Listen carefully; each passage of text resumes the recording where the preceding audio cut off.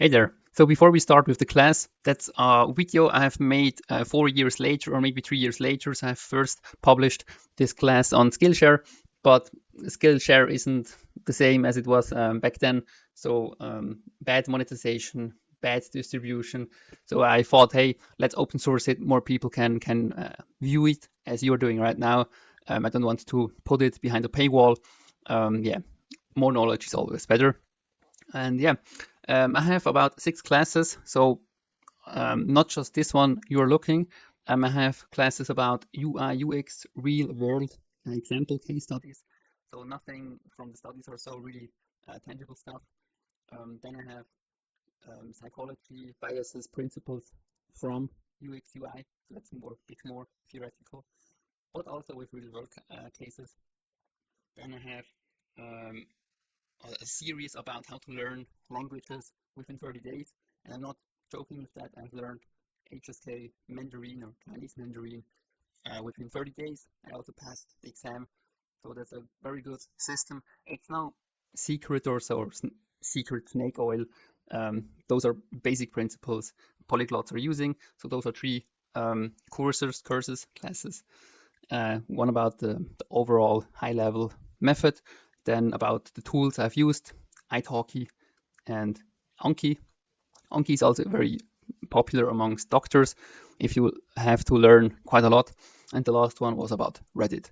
So keep in mind, that's not the only class from me, from Skillshare to YouTube. There are some more others. Yeah, and now enjoy the class. Comment if you have any questions or so. And yeah, learn as much as possible. Enjoy. Hi there, my name is Robin and I love good designs. I have some apps and did everything by myself or with the help of talented friends. So designing, creating user experiences, doing user interfaces with Figma, with Adobe XD, so the customer journeys, so on, so on. So this class is really a passion project for myself here. In this class, I'd like to show you everything about UX design principles and biases by means of real world examples. Because in my opinion, only when you apply things, you do understand them properly. So that's why we need to see it out there in the real world. So this class isn't about a really deep understanding of biases and principles, because it's at the end it's behavioral psychology. That's a quite deep field, isn't it? So I want to give you a broad overview with a lot of real world examples. So this isn't a class for endless theory input, hell no. You will see how big companies like Tesla, Uber, Apple, Amazon, etc. are all applying all of these principles, but as well as smaller, not so popular brands, and yeah, and even smaller no-name brands, how to say it, I don't know, but companies that are really not well known. So it's all about experiencing the principles and not just reading about them. So I will do it in the form of a presentation, which I will freely talk about. So it isn't heavily scripted, but the content is structured. So good to have you on board, and let's start with it. Okay, so Hicks' law. Hicks' law predicts that the time and the effort it takes to make a decision increases with the number of options. So the more options you have, the more effort it takes to make a decision, right? So the more choices, the more time users take to make the decisions. So easy to say, just declutter your decision-making process. That's very important. So how does it come with this law? So this law came into existence when a British psychologist named Edmund Hicks in 1951 experimented with a previously reported concept of the relationship between the number of stimuli and the reaction time. So it's a function between how much things you have, the choices, and the reaction time. Or better to say, there are 3 parameters. It's the time, or the reaction time, the choices, and the complexity. So we have to reduce the choices and the complexity to then increase the reaction time, right? So if something is easy, it takes us less effort. So declutter everything. So Hicks' law helps users simplify their decision-making process, but at the same time, it doesn't completely remove it, right? So we have the decision-making process still here, but it's quite simplified. So how does it help us? For instance, to direct a user to function of a priority. So for instance, we have a landing page, and the goal is that we have sign-ups for a coming app launch, for instance. Then it's really important, or the main goal here, so the only goal we are setting up this landing page is to reach customers, to have their email addresses. So that's our top priority. And now with Hicks' law, we have to set the priorities right. So the goal is to help the users reach the CTA faster, or better to say, the call to action. So a call to action is a sign up button, or a buy here, or write your email address for getting the newsletter. That's a CTA. So with Hicks law, we have better conversion rates. And with better conversion rates, we make more money. So at the end, it's really about to ensure the user does not get confused and does what we'd like to do him. In this case, on a landing page, he knows exactly, okay, this is the only CTA, that's the only button, that's red, I have to click it. So that's Hicks law very, very easily said. So let's check some real world examples. So example first, the first example would be Apple. So as we can see here, Apple is really good at minimizing tasks or reducing the complexity out of products. So before Apple TV, the normal TV control looked like on the left one, right? So it so many buttons. And with the right one, with the one from Apple, I mean, it's pretty easy. You just click and press the pause and play button, and that's it. And for everything else, you have the navigation wheel on top. Here we can also see another principle, the progressive disclosure, but more on this later on. But as you can see, it's all about reducing complexity, right? Because it takes much more time to check, to see, okay, I have just to click on the bottom with the plus and the pause button. I mean, your grandmother would get it. So it's that simple. That's really about Hicks law, reducing complexity, reducing the effort to take an action. So here we go with Instagram. That's a really interesting one. So Instagram is one of the most used apps nowadays, maybe TikTok a little bit more, but never mind. And you know Instagram, users can upload content in the form of picture, videos, GIFs, worded articles, so on and so on.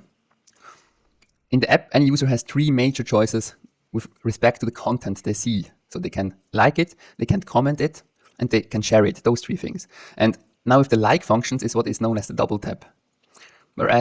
Or you can just double tap and the red heart appears, right? And that's genius. You see a picture or a video and you can just double click and you will like it. That's easy. That's so easy. I mean, you don't have to click somewhere else. You can just click on this really big area. As you can see, it's almost half of the picture and it's very intuitive.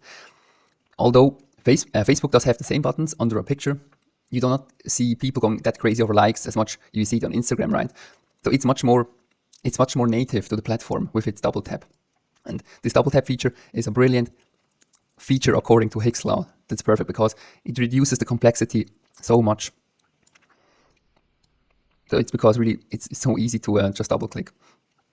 And if you're noticing or Instagram is all about speed. I mean, it's so speed focused. You scroll, you double tap, you scroll, double tap, scroll, double tap. I mean, it's very fast paced. It's like TikTok, but I guess TikTok is a little bit faster. But you get the idea here, right? The double tap is a brilliant executed Hicks law feature. And then we have at the same time the infinite scroll. I mean, you can scroll infinitely down and the feed gets updated each time you're at the bottom. And before this infinite scroll, you had every time to press next page. Like Google, remember those times in which you had those, okay, I guess they are still there for Google, but in this use case in which you have a content feed and it's endless, that's brilliant because before you had to click next page and the friction is much higher if you have to click every time on a specific location there. So next example is Netflix. So we all know the pain of browsing through the endless list of Netflix content just to find out an hour has passed by just deciding. I mean, how many evenings I have watched Netflix with my girlfriend, and at the end we have just looked for a TV or for a movie. I mean, there is too much content out there. So it's not easy to make choices when we know the extent of what is available to us. So to help users to come to a quicker conclusions, Netflix came up with a new section called Top 10 in your country. So I mean, it's always specific for your country, which lists shows, movies based on popularity and watch percentage in your region. So what's popular, you will see in the top 10. Although it's true, and I have to say this, that more and more Netflix originals are appearing in the sections, or in this section, this might be their way of promoting original content. But nevertheless, just about talking the concept here. But they did know that branding the section as top 10, people are inclining to make decisions about watching those shows in less time. It's much easier if you don't know what you want to show to watch, then you go just to top 10 and select something. And that's exactly something according to Hicks law. You have almost zero friction. You know how to look, and then you can just click. It's really easy.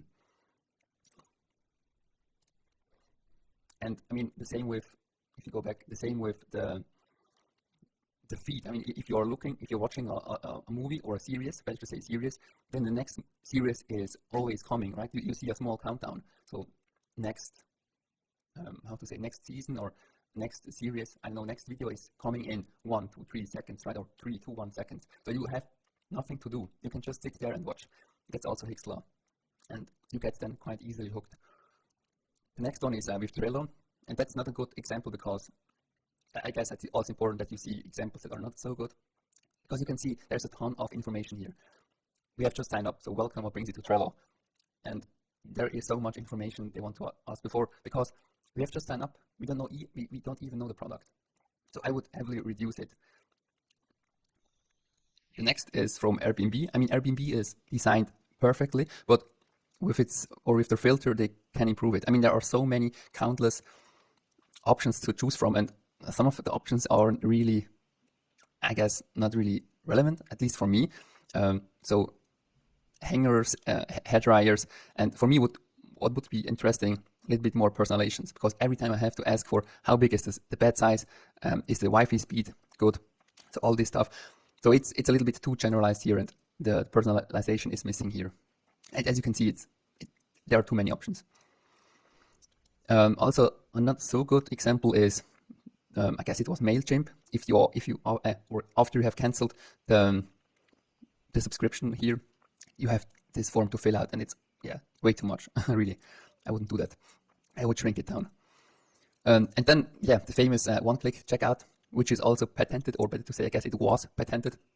But obviously, that's a perfect example of the Hicks law. You have just to click to purchase something. So for anybody who don't know what this is, it's all about, you are on Amazon.com and you want to order something.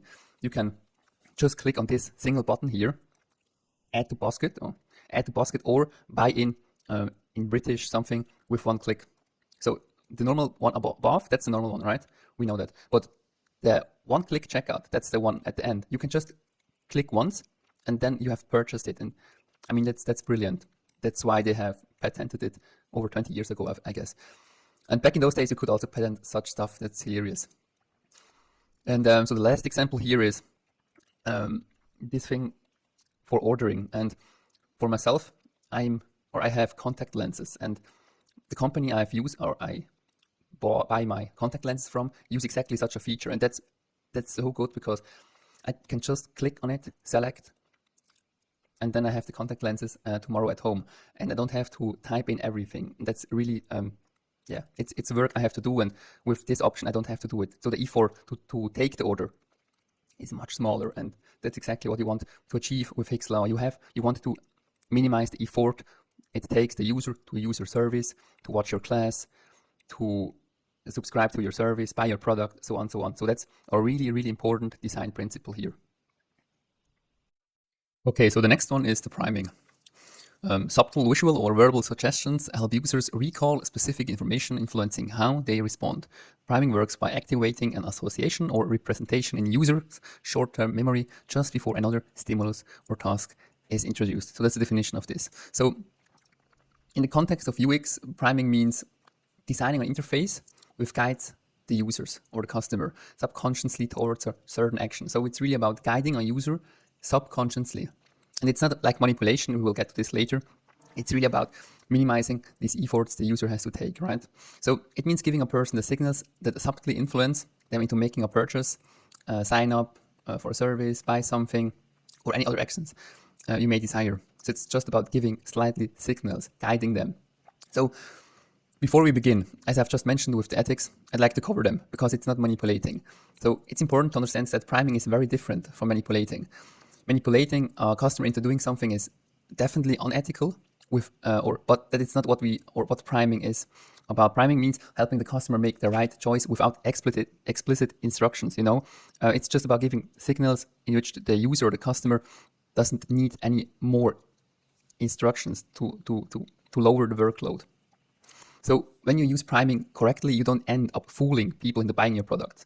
Priming is used to make the user experience intuitive, so you don't have to give instructions, which leads to people falling in love with the experience on your website or application. So it's really about this intuition. Make a product or a service, something that you are designing just intuitive, very easy, straightforward. It's not about fooling somebody into buying something he doesn't need. That's a slightly difference, right? So yes, so we all go through this problem, right? When you sign up for a new service, there is confusion in the beginning. You don't know the service, you don't know how they work, and it's the first time you are using the website. So it makes sense that you will not know what option is where. So you have to see it. And if you use priming correctly, you can guide people to the right thing without them knowing it. It's really just about this. It's not about placing some buy buttons behind something, and when you push the button, you buy something and you didn't know. It's just about guiding people effortlessly and with a sense of intuition.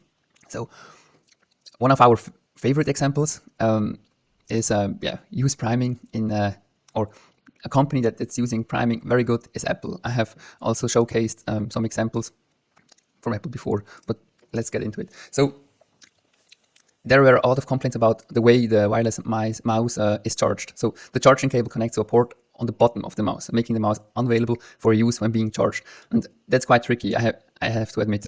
So when you look at it, can you see it looks a little bit stupid, right? So you may be wondering how Apple could make such a bold decision statement, because it's not something that's very usual. It's quite unusual. Apple, or better to say, the mouse is intentionally designed the way to prevent people from leaving it wired. It's just this fact. They just wanted that people didn't leave it when it's wired. So Apple knew that people would just attach the charging cable and leave it attached, then be annoyed by it, which would lead to a dissatisfaction experience, because when the mouse is attached and you can drag it really good, and then you're saying, oh gosh, it's quite it's not good, or it's not easy to handle. So Apple didn't want that, right? And to be honest, the mouse can go up to a month without being charged, and it can be refilled or recharged within 2 minutes, I guess, and then it's enough for 9 hours. So 2 minutes, that's no problem, right? So leaving it on charge is also bad for it, since the battery use deteriorates if the mouse is needlessly left connected to the charger. So that's what I heard. So it isn't good for a mouse to be charged all the time. But I think that isn't the case anymore, because better batteries, I guess. But you get the point here. So Apple wanted that the mouse isn't wired when in usage. So they created quite a unique port at the end and not in front of it. So people had to turn it around and can't use it. So that's quite intentionally. Apple didn't need to do any warnings or message that they didn't want users to leave it or have it plugged in, right? You get the idea, I think. So it's quite intentionally. So the perfect user experience is maintaining without giving any instructions. So that's the ultimate aim of priming. So there are also different types of priming, but in this lesson I'm only concerned with the principles of priming. So the main principle, what is priming? What is it not? All the different conceptual priming, semantic priming, the subtasks here, I don't want to deep dive. And we will look at the later biases and principles that build on priming later on. So let's go to the next one. So which word are you thinking of above and which below? I mean, that's also priming, right? So obviously greed and green, huh? So next example. That's great. So this friendly looking airport landscape lets the user dream about their next trip, increasing the chances of a positive experience.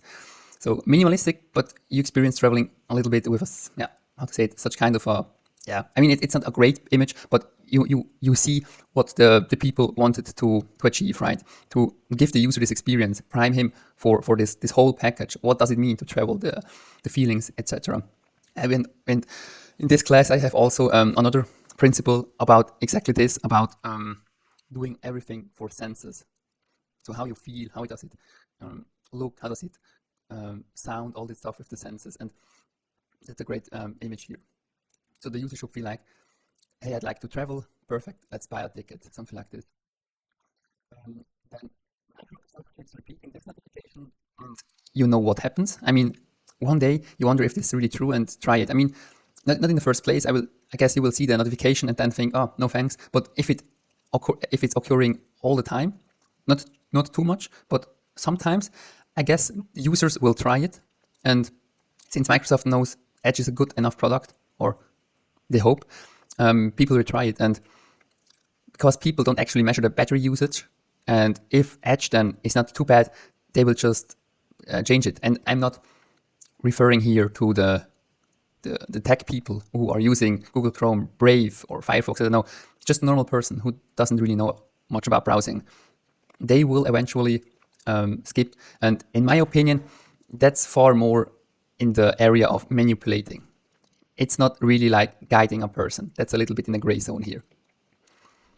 So let's do e-commerce here. So that's an online shop, right? And when you are looking at it, you are thinking, okay, that's a shop for quality boots, leather boots. So it gives a sense of quality and craftsmanship, right? So we expect to, or that this e-commerce store sells leather boots, right? So we have been primed that this e-commerce shop is is actually for craftsman leather boots. So that's all about expectation management here, and that's great if they are selling such boots. And now I will show you a picture where priming isn't really, it's completely different. So this website here, this is a website that isn't aware of priming and did quite a bad job at it. I mean, I hope they weren't aware of priming. So that's a website for a private school that includes up to grades 8. So yeah, however, the only image displayed are those kids that look really, really young, maybe preschool age. So you can see preschool and grade 8, that's not on the same level. This might make you believe the school is only a preschool if you're just seeing the images, or at least elementary school. But if you're reading, then you will see, oh, okay, there is a mismatch. So because priming studies suggest we should choose our images and words with diligence. I mean, it's so important, and it's quite logic. The text and the image should be matching. So our visitors make decision based on their instant first impressions. So guess a mother for a child who is in grade 8 looks at this website. She immediately closes it. So that's not the best user experience, right? Next one is also about e-commerce. So elements in the interface can accidentally prime users' behavior and expectations. As we just saw, expectations, right? But now we see a behavior. For example, let's assume users encounter a coupon field on the checkout page of an e-commerce website. Even though they may not have planned to use a coupon code, the very presence of a coupon code box primes users to leave the checkout or to pause it and search online for a promotion code. Something I have seen again and again and did by myself. I mean, how many times I have seen such a promo code or coupon code and looked for a code and I have found one. So that's obvious that you leave. And oftentimes when you're leaving, then you're leaving the website. And if the website, or if they have bad luck, you forget about it and you see something else while doing your research for a promo code. You see news, click on it, and then the e-commerce store is you forget about it, right? So that's accidental priming. That's bad. Another example of this is mentioning trigger words that cause a certain reaction. So for example, spam or privacy. If a cleaner comes to your house, for instance, and mentioning they weren't going to steal anything, what would you immediately think? I mean, that they were going to steal anything? Maybe. I mean, why would the person even think of such a thing? I would ask myself. I mean, do I have to worry, really? Is this a true thing here? So mentioning the word spam near an email sign up could have the same effect, and that's quite tricky. Sometimes it's quite good, but sometimes not really. I mean, it's really about your target group. If you're targeting people who don't have any clue what spam is or privacy, I wouldn't really mention it. If you're doing it like a joke, that's silly, then it may be working. Like, hey, we will not spam your inbox, something like this. But as you see, it's tricky. So once again, a brief repetition of the whole lesson here. In the context of UX, priming means designing an interface which guides the customers subconsciously towards a certain action. And it means giving a person signals that subtly influence them into making a purchase, signing up for a service, or any other action you may desire, like not leave the mouse wired, like Apple did. So it's not about manipulating, it's about guidance. That's a very, very important takeaway of this lesson here. Okay, cognitive load. Cognitive load is the total amount of mental effort that is required to complete the task. You can think of it as the processing power needed by the user to interact with a product. If the information that needs to be processed exceeds the user's ability to handle it, the cognitive load is too high. So it's just about, okay, how much you can handle, or a person, in terms of brain power, or CPU as in the PC. So in terms of UX design, cognitive load is the strain a user experiences when he or she has to think too much just to get something done. It's really about this feeling. You have to think so much that you just close the site, you don't buy something, you forget something. It's really about thinking just too much. Huh? Anything that requires users to stop and figure out what to do next is cognitive load. So I think everybody has sometimes experienced this. When you are in front of a website or in front of a brochure or a test or something like this, and then you're thinking, okay, that's going to be difficult. So that's exactly this moment. And when there is too much thinking, the result is you are confused and maybe you are abandoning the task at all. So the cognitive load is very important in UX designing for websites, mobile apps, or in general. I mean, it isn't just about product, it's also for services. So another great way of showing the cognitive load is really like a computer. I mean, a computer gets quite slow or even crashes when there are many programs. And as a person who uses the computer, you can then just shut down. And it's quite similar with a person. A person needs then to minimize the task the person is doing. So you are getting slower, and maybe you're just, as say, you're just closing your actual tasks, right? So one task can be you want to sign up for Tinder. If it's too complicated, then you're just deleting the app. So that's crucial. And in comparison to a computer, I mean, you can just buy a better one, a newer one. But with a person, it's not the same. I mean, we are capped. There is a limit in the things we can do. So the designer has to know that there are limitations for a person to handle stuff, and that's a cognitive load here. So let's see the first image here, the first website. That's an old one. I will show you after this the new one. So that's the status quo. So it's very difficult to access the eGIFT certificates that are here, because you have to keep the menu active and visible by maintaining a perfectly horizontal scroll without wandering off the triggered area. And that's really tricky. I mean, you can click here at home, and then you have to wander all around here. And I have experienced such websites by myself, and it's just painful. So this ends up becoming a test for your motor skills instead of a navigation tool. People shall not have to dedicate this much mental and physical effort to navigate. I mean, that's okay for me because I'm quite young, but guess what? That's really, really tricky for a grandmother or a person with Parkinson. I don't know, but that's even more trickier than for them. So that's the new website here. And as you can see, the new website features a well-structured so-called mega menu that does not require any excessive motor effort to use. So it's quite easy. You can just click and then it's open. And then you can move around it. The next one with the names which you can see here: Inquire, Involve, Innovate, and Impact. So yeah, catchy, unambitious names may seem attractive, but unfamiliar terminology can actually put users off. I mean, what's Inquire, Involve, Innovate, and Impact? Maybe users don't get it. And potential users don't get it. Existing users may know what it is, but not any potential users. So using these labels as navigation tabs may be a good idea for everyone in the organization, so within, when you are logged in. But outsiders need to know the process before the I words and their meaning. So how does it look like, or how does it look right now? So that's the newer website. I don't know if it's actual. I have seen it from a case study. But as you can see right now, the site features a page defining the process. So the users know, okay, why are the names there, right?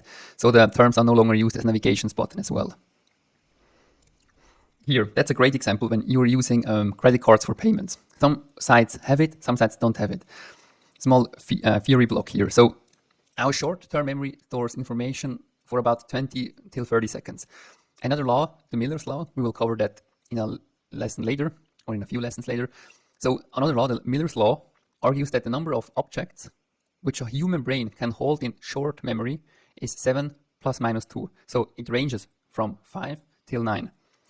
To reduce the cognitive load, we can support the users by displaying information which they would otherwise have to store in their short-term memory. And I mean that, like, you can chunk informations up like in this screen here, right? So before chunking and after chunking, you can see, okay, 3 groups, perfect. Then you can type it. The same for banking when you have those large numbers, right? Chunking is quite a good way to work with this law. The second way would be show everything you have just visited. For instance, mark a link red or blue that you know, okay, I've just visited this line or this website, for instance.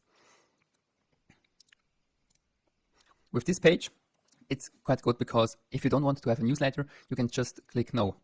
And because many websites, if they have such a newsletter prompt or they're asking for a newsletter, they hit the no button or the cancel button or the cross, and that isn't really good because if the user hasn't any traction or he really don't love the website, he just closes the website. So with this step here, it's really easy for the user, whether he accesses or he closes just this question, not the website at all or as a whole. That's important. So that's why I have included it. It's really easy. Yes or no. Then this one here. So here we can see two cars, right? BWM, so a German car, and a Tesla. And now, which one is easier? I mean, which one do you feel more calm? Which one is easier to drive, you guess? And that's really like Apple does it all the time. They are just minimizing all the stuff. I mean, it could also be in Hicks' law. Then this side, this is yeah, quite special. I mean, have fun if you're looking for something specific on this website. There are too many different colors, text fonts, text sizes, groups, images, only text, no logical structure, different links, no visual anchors. So wow, yeah. So this is a really bad example for reducing the cognitive load. It's a great example though for increasing the cognitive load. So in general, design should be simple, right? And try just avoid using 5 different fonts or meaningless pictures. If you use something, you should be able to explain it. I mean, that's really important. Everything you are using within your designing or within your designs, you have to be able to say why. Why is it important?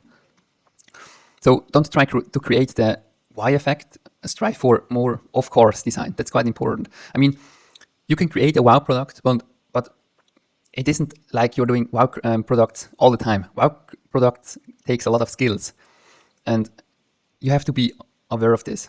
Better to create a of-course design than on wow product, because you then have to live with all the people who don't get it. If you're doing it, that's okay. That's a brave design decision, but then it should be suitable for the targeted group, right?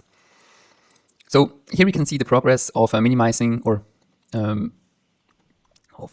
Amazon's website. I mean, minimizing in terms of doing it minimalistic and simplifying a lot of stuff there. So that's the last example here. It's about Tinder's onboarding, and they did a great job with it. So the first thing users do when they see a new form is estimating how much time is required to complete all the steps. And separating fields in different steps eases the user's perception of how hard it is to complete, and making the whole process looks very easy. There is another principle that covers this kind of thing. It's all about involvement, because if you are in the second step of this 3-step thing, you are more likely to complete it. But that's another one. That's another law we'll cover in a new lesson. As you can see, those micro steps are really great because you don't have any cognitive load on it. I mean, doing a first name, that's easy. Just type your name, the same for birthday, and then you have the gender. So it's a great way of reducing cognitive load by splitting bigger tasks into smaller, digestible tasks. Anchoring bias. The initial information that users get affects subsequent judgments. Anchoring often works even when the nature of the anchor doesn't have any relation with the decision at hand. So it's useful to increase perceived value. So anchoring is a judgmental in heuristics, right? So anchoring and other judgment heuristics, such as framing and priming, are helpful in expediting everyday decisions, particularly in the absence of information. So if you don't have enough information, you tend to get the help of such heuristics like anchoring bias or framing. So they tend to be automatic for most of the people and can sometimes lead to, estimations or judgmental calls. There are some people who benefit greatly from anchoring, for example, domain experts, so people who really know something out of it. So domain experts with deep experience directly related to the decision or judgment at hand, because they have all information they need. So they are familiar with the situation, have all the information and know the situation, and the early responses are likely to be correct. So let's look at a practical example here. So that's a mortgage calculator.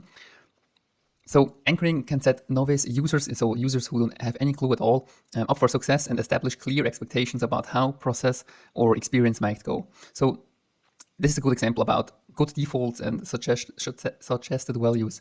They can help users figure out what a big value is and what a small value is. And that's very important. I mean, how should you know that maybe 1% is low or 1% is really big for a mortgage? So for example, for people who have never used an image editing program, a default gamma value of 2.2 creates an understanding of exactly this thing, what's big, what's small, and then they can play around with it. And yeah, then they see, okay, how does it affect the image, etc. So if you're new to shopping a house, a good mortgage calculator can form expectations by providing defaults for you. I mean, as said, you are novel to this whole shopping a house. So this mortgage calculator shows default values that are close to the typical value most users will enter. So these defaults help users have a clear expectation and know, okay, what's big, what's small. The same for something like this for donating. Suggested donation value can also guide users in the right direction of or a non-profit website by providing an anchor for deciding how much they should give or donate. This default take the decision burden up a little bit because depending on their situation and level of interest in this cause, I mean, they can donate less or more than the recommended value. But you can see it's all about, okay, we have right now 4 as the default, and then it's not about 200 or 100, it's about 4, maybe £1 or £10. So this whole setting here decreases the cognitive load because you have something you can hold on. And also very important, especially with the calculator before, people do not have to navigate to a new page and look for new informations and wait for new information. And have to wait for loading the pages, everything. So it's much more secure also for the website because people do not leave then the website because they have everything at hand. Quite similar, the garden. You're likely to choose the default or change it, but slightly according to the anchor. So it's unlikely that you will select something like €1 or 100. So they set the anchor maybe to €6. So now again, or once again, Apple. And consider how you present discounts. That's quite an important one. So showing the original price with the discounted price means that the original price can anchor the user's perception of the item's value. And that's brilliantly made from Apple. So for example, with Apple, users might estimate a high value because they saw the old price and accepted it till Steve Jobs crushed the original price and displayed the discounted price. So everybody thought of it, okay, it's $1,000, so $1,000. And they are good with it. And they thought, okay, it's a quality product. But then as soon as it dropped the price, it's really like, oh, wow, they crushed it. I mean, they did it once again, something like this. So, but it's very important to know that it's more likely that you perceive the value as bigger of the product than lower. I mean, it doesn't really depend on how much bigger it is, but you have it. It's more likely that you see it a little bit better, in better terms. I mean, it's exactly the same with this Icelandish, I don't know how to pronounce it, but with this travel agency. I'm highly confident that everybody who's looking at it will tell, okay, it's discounted, perfect, and the discount is rational. It's not just some random thing like Apple did. I mean, I guess Steve Jobs told everybody that they have great engineers and they could cut the costs. But with this, it's quite good because you see, okay, it's a 5th-year anniversary offer, and you can track it. You can see when this company was founded and see, okay, it's true. So it's an opportunity to grab on because next year they won't do it. Maybe in the next or in another 50 years. You know, when you can rationalize discounts and explain why they are there, it's even better. This is with Tinder. They are doing a great job. They are clearly anchoring the 6 months, also with social proof. That's another principle we are looking at. But that's quite basic stuff for a paywall or a payment screen for a mobile app. But as you see, they're also anchoring it. You have another color. It's more highlighted, so it's more dominant. That's something like the Tinder one. You can see the old price, and you will automatically think it's a little bit more. It's more has a higher value. But here it's very important that you not overdo it, because as soon as you see an anchor all the time and such discounts, you will noticing and thinking, hey, look, on this website it's all the time 90% off. It's like the summer sales in clothing stores like H&M or Zara. It's all the time there is a discount, or and then you're beginning to anticipating the new price. And that's where the anchoring falls then. That shouldn't happen. You should just apply this principle very, very, really conscious and not just random. And this one looks quite random, to be honest. The one with the travel agency looked good. It's perfect. With Apple, as said, Steve Jobs is quite a good person who can tell a story. So that's another thing with this one here. That's quite cheap.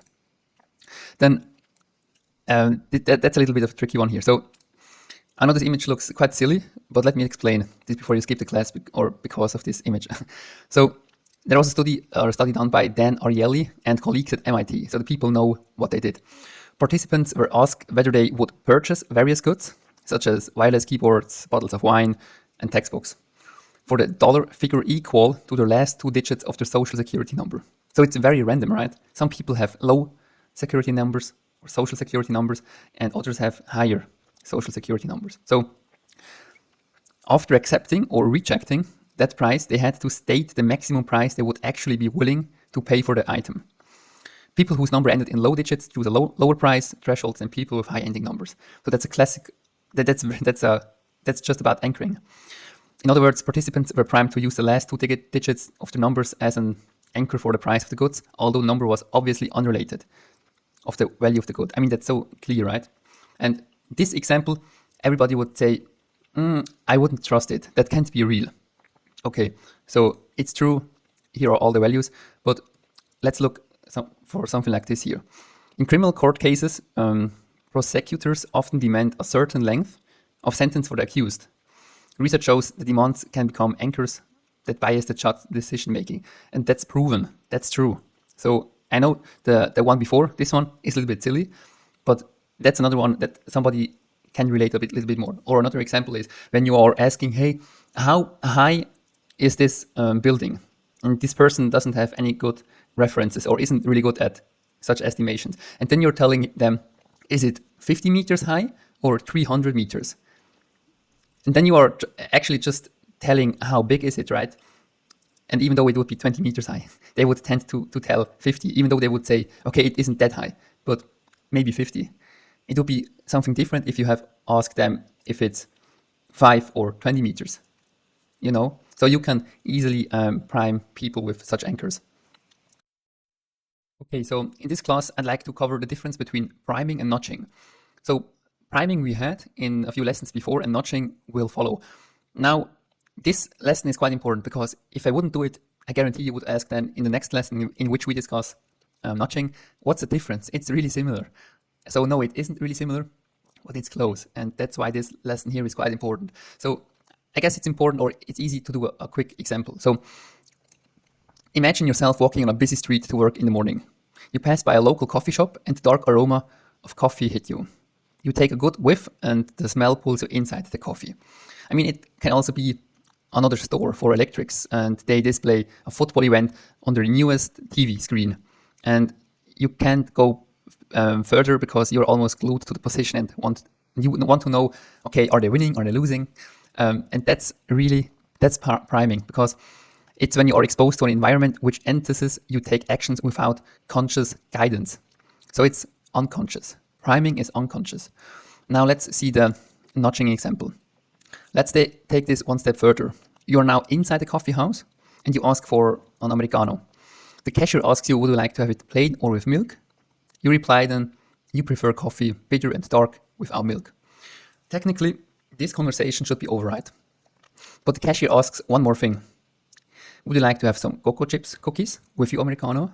They usually go really well with each other. Even if you have never tried coffee and cookies together, you decide to have the cookie as well with your order just to experience it. This is what we call as notching.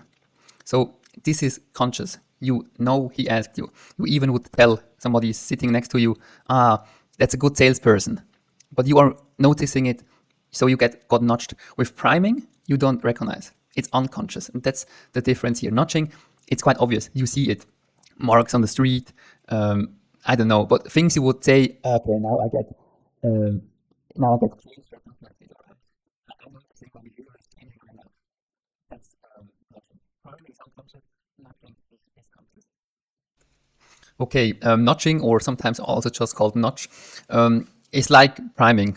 So if you don't know the difference, please watch the video before in which I have described the difference between priming and notching. So People tend to make decisions unconsciously. Small cues or context changes can encourage users to make a certain decision without forcing them.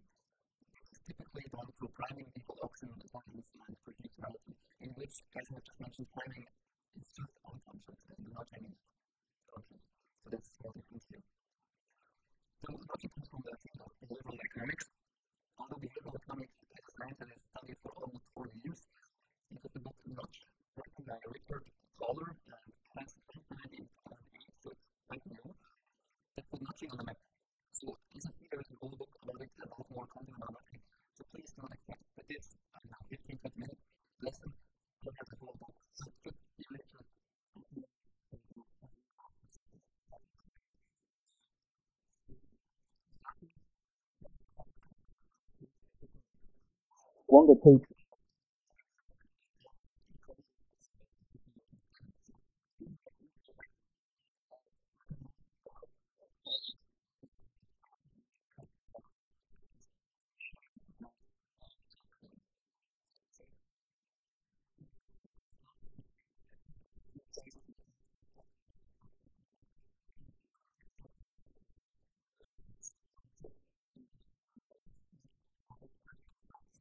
little bit more positive.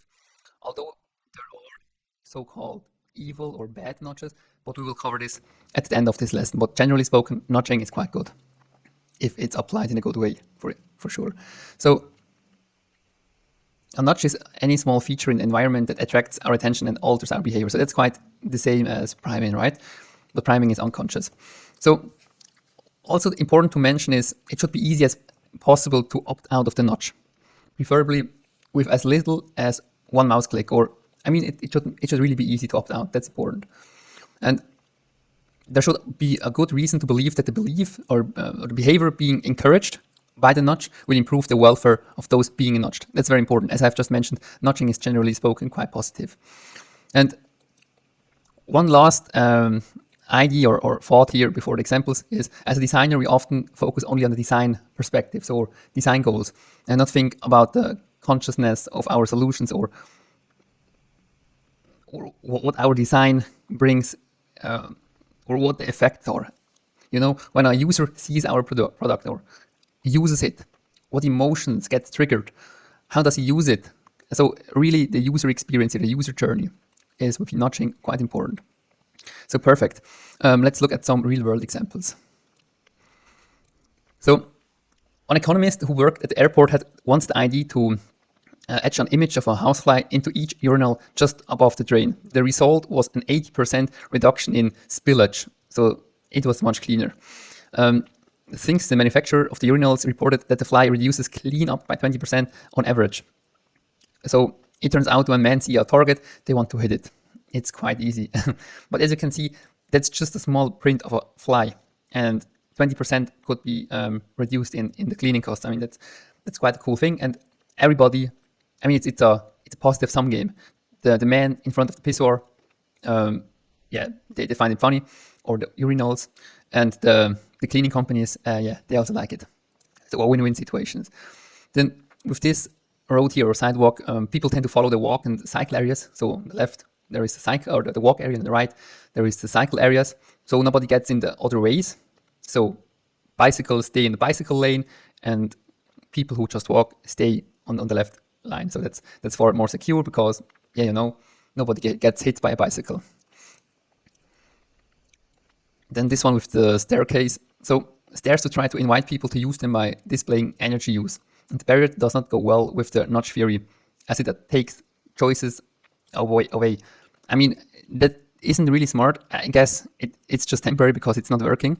But normally, both options should be available. That's very important because nudging is just about showing another option and not in reducing other options. So that's why I have showcased this one. The right thing with the calories, perfect. The left one, I hope, is just temporary. This one is quite cool. So people tend to use less paper and see their actual consumption. And some background information on this one.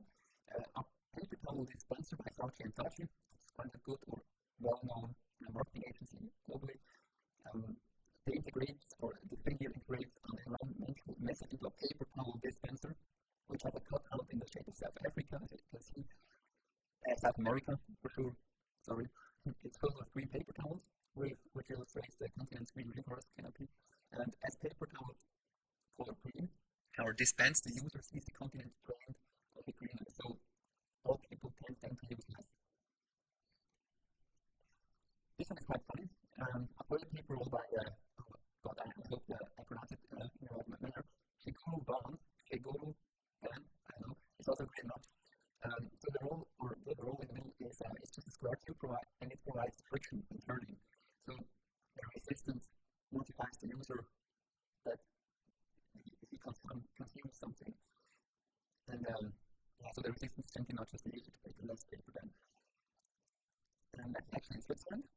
So when you in the sixth and this video of Lutheran Science program was launched where details of gamers like mazes and hopscotch boxes were pasted around the bins, encouraging both children and adults alike to use the bins and make a conscious effort to waste. I mean, it's really just a gamification here, and we will cover gamifications in this lesson as well, in the more examples, but also in the lesson. So gamification is a kind of fun thing. That's also quite cool. So another one example is the use of popular spin, conceptualized by some theory that was on the website in which you can record the in your cool items, and that was one of those. So the bin was installed with a device. That's the image here on top of the right side. And this device made, when trash was dropped or when something put into the basket, the device made a sound effect of a long fall. So something like, yeah. So there is a video you can type in waddle dance you pass this optuna. No joke. You can just type in bottomless bin and then you will see the video. That's quite good. Another gamification is with cigars, in which you can vote. Then also with piano. This thing is just called piano stairs. You can Google it. But each time you step on one stair, the stair made some piano voices. And now the Olymp of all notching effect. It's all about mobile apps. Mobile apps, they push the limits. I mean, it's sick what they did with just notching. That's astonishing. And that's it's quite a cool coincidence that Notch the book came out 2008, and 2008, I guess, was also the iPhone announced. So that was the time when notching was getting really big. And as we can see here, the social media platform wants to stimulate the exchange between members. So more people engage with others and can build better connections. Therefore, also the social media websites profits because the quality of connections increases and more people would like to join this engaging community. So actually, that's a great way to increase engagement. But you see, and that's just one very, very small thing. Every mobile app is full of those small things. It's not bad, but I think you have to be aware of it. And another one would be I have accepted your friend request, now let's chat. That was the same with Facebook, as once you accepted a friend request, you got immediately messaged by them. Another great thing was also at Facebook, when a friend of yours had birthday, you could automatically, so first of all, you got notified. Okay, hey, your friend has birthday, congrats to him. Then there are newer stuff, I think that's quite old, but I couldn't find anything new because I don't have any Facebook account. The new ones, you can do pre-made congratulation photos. So as you can see, they are very good at notching everything out of the platform. Then, that's Instagram, then Google Reviews, that's some sort of to-do list reminder app. And this is as well Facebook. But you can see all the time there is notching. So for instance, with Facebook, it's a great thing. It's a good cause. Your birthday, you're feeling good. And then Facebook tells you, hey, good feelings, perfect. Let's donate, something like this. Then personalized notifications, that's also huge with the use of location, pattern recognition, time, whatever. These notches prompt the users at the right time with the right information support. Then there is also this game. It's called Hobitica. That's a gamified to-do list and shows you really what's possible with notching. This app is all about notching, and in a positive manner because you know that you get notched, and therefore you know what this app is all about. But as I said, there are also evil notches, so-called sludge with an S, so S-L-U-D-G-E. So they have also been called dark notches. Sludge or dark notches are ones that encourage people to do the wrong stuff or things they are not really conscious about it. Gambling with slot machines are one of the worst of them. Slot machines are so addictive, and that's very dangerous. But the same with social media. Social media can also be very addictive. That's a whole other story. That's just the very, very the tip of the iceberg with the notching. Notching is actually the first thing or the first position to start a habit in the good way and in the bad way. But that's it about notching. Okay, so let's talk about progressive disclosure. So an interface is easier to use when complex features are gradually revealed later. During the onboarding, show only the core features of your product. And as user gets familiar, unveil new options. It keeps the interface simple for new users and progressively brings power to advanced users. So we as the UX designers face a dilemma because on the first hand, you have users that want to have power, features, and enough options to handle all of their special needs. So everybody has nowadays a special use case. And on the other hand, users want to have simplicity. They don't have time to learn a lot of features and really deep stuff. So that's a dilemma we have to handle. And with progressive disclosure, it's one of the best ways to satisfy both of these conflicting requirements. It's simple but yet powerful. So initially, show users only a few of the most important options. So you have to prioritize the most important things. Offer a larger set of specialized options upon request. Disclose these secondary features only if users ask for them, meaning that most users can proceed with their task without worrying about this added complexity. So there are many different layers. Normally there are two layers. You have the easy basic stuff and then you have advanced stuff. So that's normally the second layer is normally the one that you click on. Advanced options, for instance. So this print dialog is the classic example of progressive disclosure. When you issue the command to print a document, you will get a dialog box with a small set of choices, mainly how many copies to print, but possibly a few other variations such as whether to print the entire document or a subset and which printer to use. Sadly, print dialog boxes have ground-loaded over the past decade, and some applications offer an initial dialog box with highly detailed options that would be better placed in a secondary dialog box. So the initial print dialog box typically contains one or more buttons for advanced options. And as you can see here with this dialog box, it's pretty simple, isn't it? We have the printer we can select from, we have copies, we have the print style and the print options. Everything else is in exactly this second layer. We can click on properties, we can click on page setup, define styles, review. That's it, pretty basic.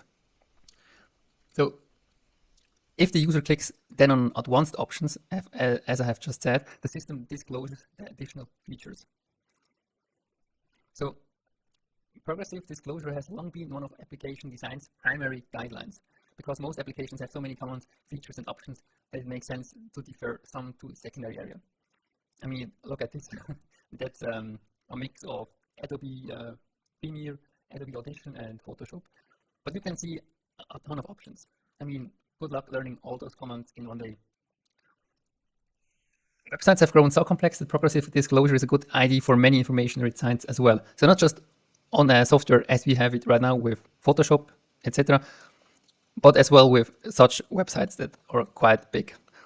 So deferring secondary material is also a key guideline for mobile design, because with desktop, you have much more space. With mobile, you are much more limited as well, and you have another input mechanism. With desktop or PC, you have really precise instruments like mouse, keyboard, and with a mobile, it's a little bit different. You have thumb zones, so it's even more tricky not to overload the user.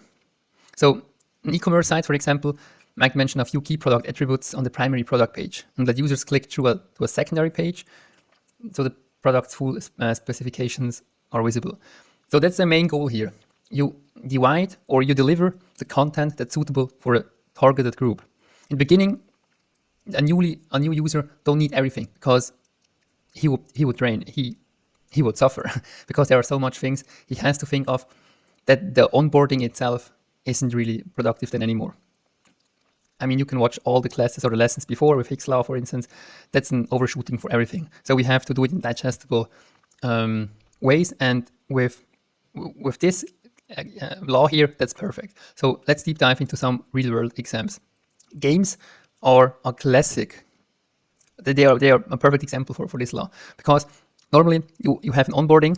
Well, let's say I will speed through this rush short. So same with this here, right? So let's get back. So we have some animations here that are saying, hey, look, hold and aim at one of the highlighted training posts, then release to throw them. So you are learning on the go. It's really practical. It's hands-on. The same with this one, slide across to cut the rope. And normally it's like something like this. That's very rational, logical here. But you have different levels. And it doesn't need to be 2 levels like beginner and advanced, like the printer setting. It can have different settings or different levels. And if you get this, that's so important. For every onboarding, that's so crucial. And as you know, onboarding, for instance, for mobile apps, reduces churn rate. Churn rate is the rate a user doesn't subscribe you anymore. So they go away. So with having the user experience in the beginning very good, so we also say them time to value. Time to value has to be as small as possible so that somebody opens your app or website and he gets it immediately. What is it all about? What's your unique seller proposition?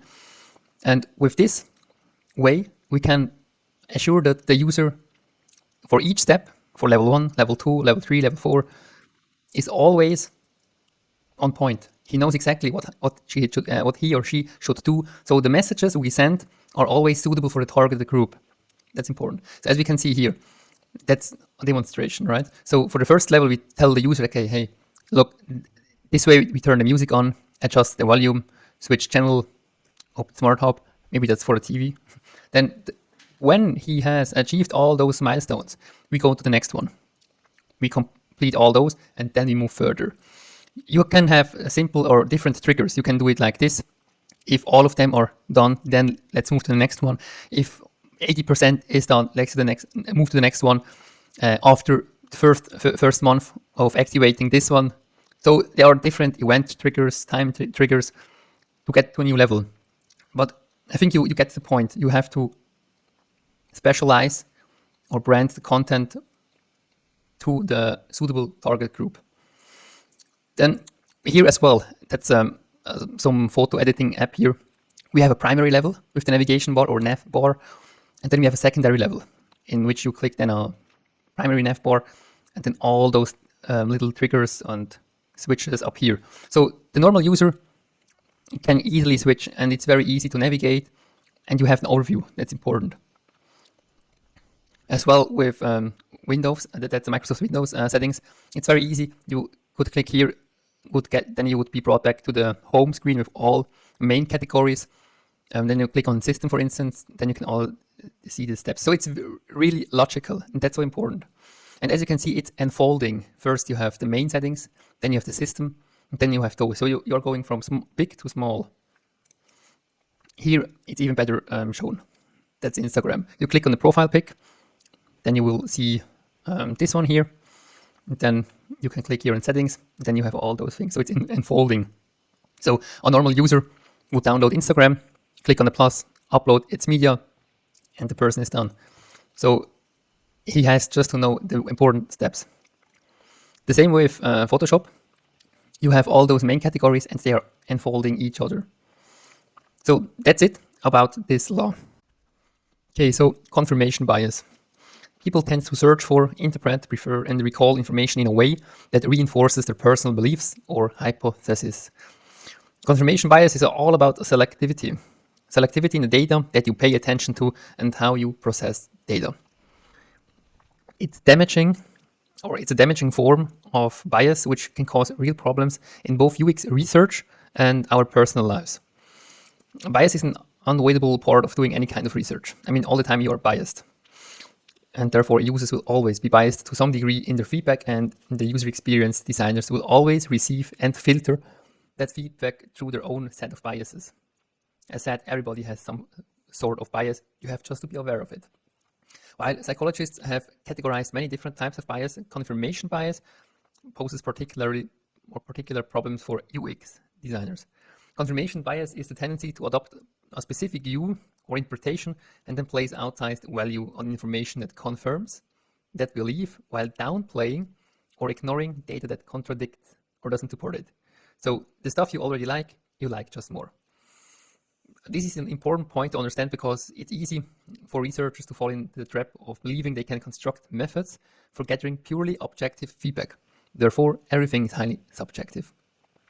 For UX designers, it can lead to stagnation and leave them unable to adapt to changes they never saw coming. Oh wow, didn't saw that coming, really? Or address critics they have never existed. I mean, it's like the whole room is full of red elephants, and you are just open to look for, I don't know, a rat in the middle of the room, just one single mouse, and you're just seeing this little mouse. So learning to recognize and eliminate confirmation bias leads to better decision making, better research, and ultimately better product and user experience. The more they recognize how bias affects their research, the better positioned they are to account for and minimize its impact. So this lesson here isn't about how to do it. Okay, we know a little bit stuff about it. Okay, put your ego on side, etc. But this class is just all about having an overview of all the different biases and principles. So we go not deep on this one here. So the cognitive bias has gotten a lot of attention recently in terms of how we consume and share news in the world of social media. The effect is stronger than for emotionally charged issues and for deeply entrenched beliefs, which can be particularly dangerous in our current political climate, I guess. So I will show you 2 examples that are quite good, or at least they're quite polarizing. Let's check it here. Oh, okay. So that's a good summary of what I have just told you. So there are objective facts. There is a sum of data that confirms what you're already believing, and you are seeing just this small thing there. So beyond news and social media, confirmation bias shows up a lot in advertising. McDonald's ads have been telling people, you deserve a break today, since the 1970s. This will resonate with those that think, yes, I do, which is a common belief, and why the ad is very effective. How can you use confirmation bias to improve your designs? We have just seen one example. Just take a site, Polarize. I mean, the one with McDonald's, it's about relax, about enjoying. It isn't this productivity stream, right? It's more like you can give it to yourself. You have achieved something, and now you can rest. So it's in some form, it's polarizing. So AHM Health Insurance in Australia, that's a company there, has a great campaign that highlights how much people hate health insurance. You see it here. Their billboards and digital ads admit that the health insurance is annoying. Wow, that's honest. This attracts and appeals to people who have the same options. Yeah, I'm guilty. They might notice this ad more than more generic ads because it confirms their beliefs that health insurance is annoying. Yes, you will likely not be attractive for those who don't share these beliefs, but you might stand out for those who share the same options. So for those that do, you will attract much more and easily and retain it longer. So it's polarizing with this background here is perfect because all the people you are actually targeting, maybe for young people, it's the same with banking nowadays. In the terms of traditional banking, isn't good. And DeFi or decentralized finance, the crypto space is better. So that's also a big split, a big polarization, and it works for all the young people, including myself, who are pro new technologies.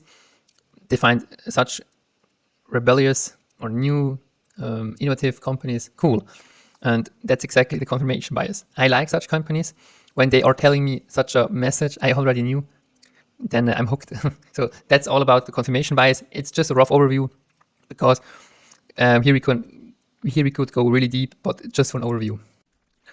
Okay, so Fitts law. The time required to move to a target depends on the distance to it, yet relates inversely to its size. By his law, fast movements and small targets results in greater error rates. So that's not good. Fast movements and small targets is not good due to the speed accuracy trade-off. So the faster you go, the less accurate you are. So, So Fitts law provides a model of human movement established in 1954 by Paul Fitts, which can accurately predict the amount of time taken to move to and select a target. To move and select the target. Although originally developed according to movements in the physical world, in human computer interactions, Fitts law is typically applied to movement throughout the graphical user interface, so the UI, using a cursor or any other type of pointer. So nowadays with thumbs, with mobile, right? So it's still applicable. So Fitts law is still in usage, although it's made for the physical world. So Fitts law has been formulated mathematically in a number of ways. However, its predictions are consistent across the many different mathematical representations. So to be honest, I do not care about any mathematical calculations here. It's just all about design. So forget it. I will not show you any formula here. So put simply, Fitts law states the time to acquire a target is a function of the distance, so distance to and size of the target. So this, the size or the distance to the size and the size of the target is relevant. As the distance increases, movement takes longer, and as the size decreases, selection again takes longer. So a bad case would be something far away and it's small. A good case would be it's close and big. So in general, comment buttons and any other interactive element in the graphical user interface must be distinguished from other non-interactive elements by size, so that you can select the target a little bit better. So selecting options with linear or linear menus, whether vertical, so for instance drop-down menus, or horizontal, for instance top-level navigation, takes longer than clicking options in pie menus, where choices are arranged in a circle, because each thing from here is much faster, right, than going from here to here, from here to here. Traveling distance is the same for all options in pie menu, unlike linear menus, where distance increases the further along or down the list of options the user goes. So as I have just said, from here till here it's further than from here to here, because in the normal menu you'd go from here to here, right? So pop-up menus better support immediate selection of interactive elements than drop-down menus, as the user does not have to move the cursor from its current position. So you can just double right-click, and then you will see all these things. So for instance, view and then view as, medium icons, small icons, etc. Therefore, graphical designs that allow the user to interact without moving help to reduce the travel time. Next example are the scroll bars on the Windows versus the Mac one. I think it's OS 6 line. Windows has the up arrow at the top of the scroll bar and the down arrow at the bottom, likewise with left and right. This format tries to lean more into the mental model of looking up for up and down and for down, right? So you're guessing or you anticipate, okay, I'd like to go up, and the button is up, and vice versa with the one at the bottom. The Mac, however, puts the arrow buttons side by side because due to Fitts law, navigating between them is much quicker in the format. To be honest, I didn't even recognize it. I mean, I'm a Windows user, but I have as well a Mac. And for me, Mac is more complicated, but just because I'm a Windows user. So I'm more used to the way Windows does it. So actually, I didn't recognize it till I read it in UX journals. So also, a very important thing is size and distance from the most common interactions should be considered when designing any UI element with which the user interacts. So built-in space, that's so important, especially in this example. So there are many different design guidelines out there, but most come with a minimum button size and distance from other interactive elements. That's so crucial. It's also important to account for high-risk interactive elements that you don't want the user to accidentally activate. I mean, you want to download and then you delete it. That's not really smart then. So you have to put a safe space in between those. So keep further away such important stuff. Then the same with this here, increase the button size. That's much better because it's very small. The same with this. If you have enough space, use it. I mean, you know, you have an eye for design perspectives, but normally you also want to guide the user that it's clear that the next step is click on the login button. And you don't want to, I mean, that's the next thing he has to click. Then make it obvious. That's very important. So input methods that are more difficult to perform can sometimes actually prevent mistakes, like this one.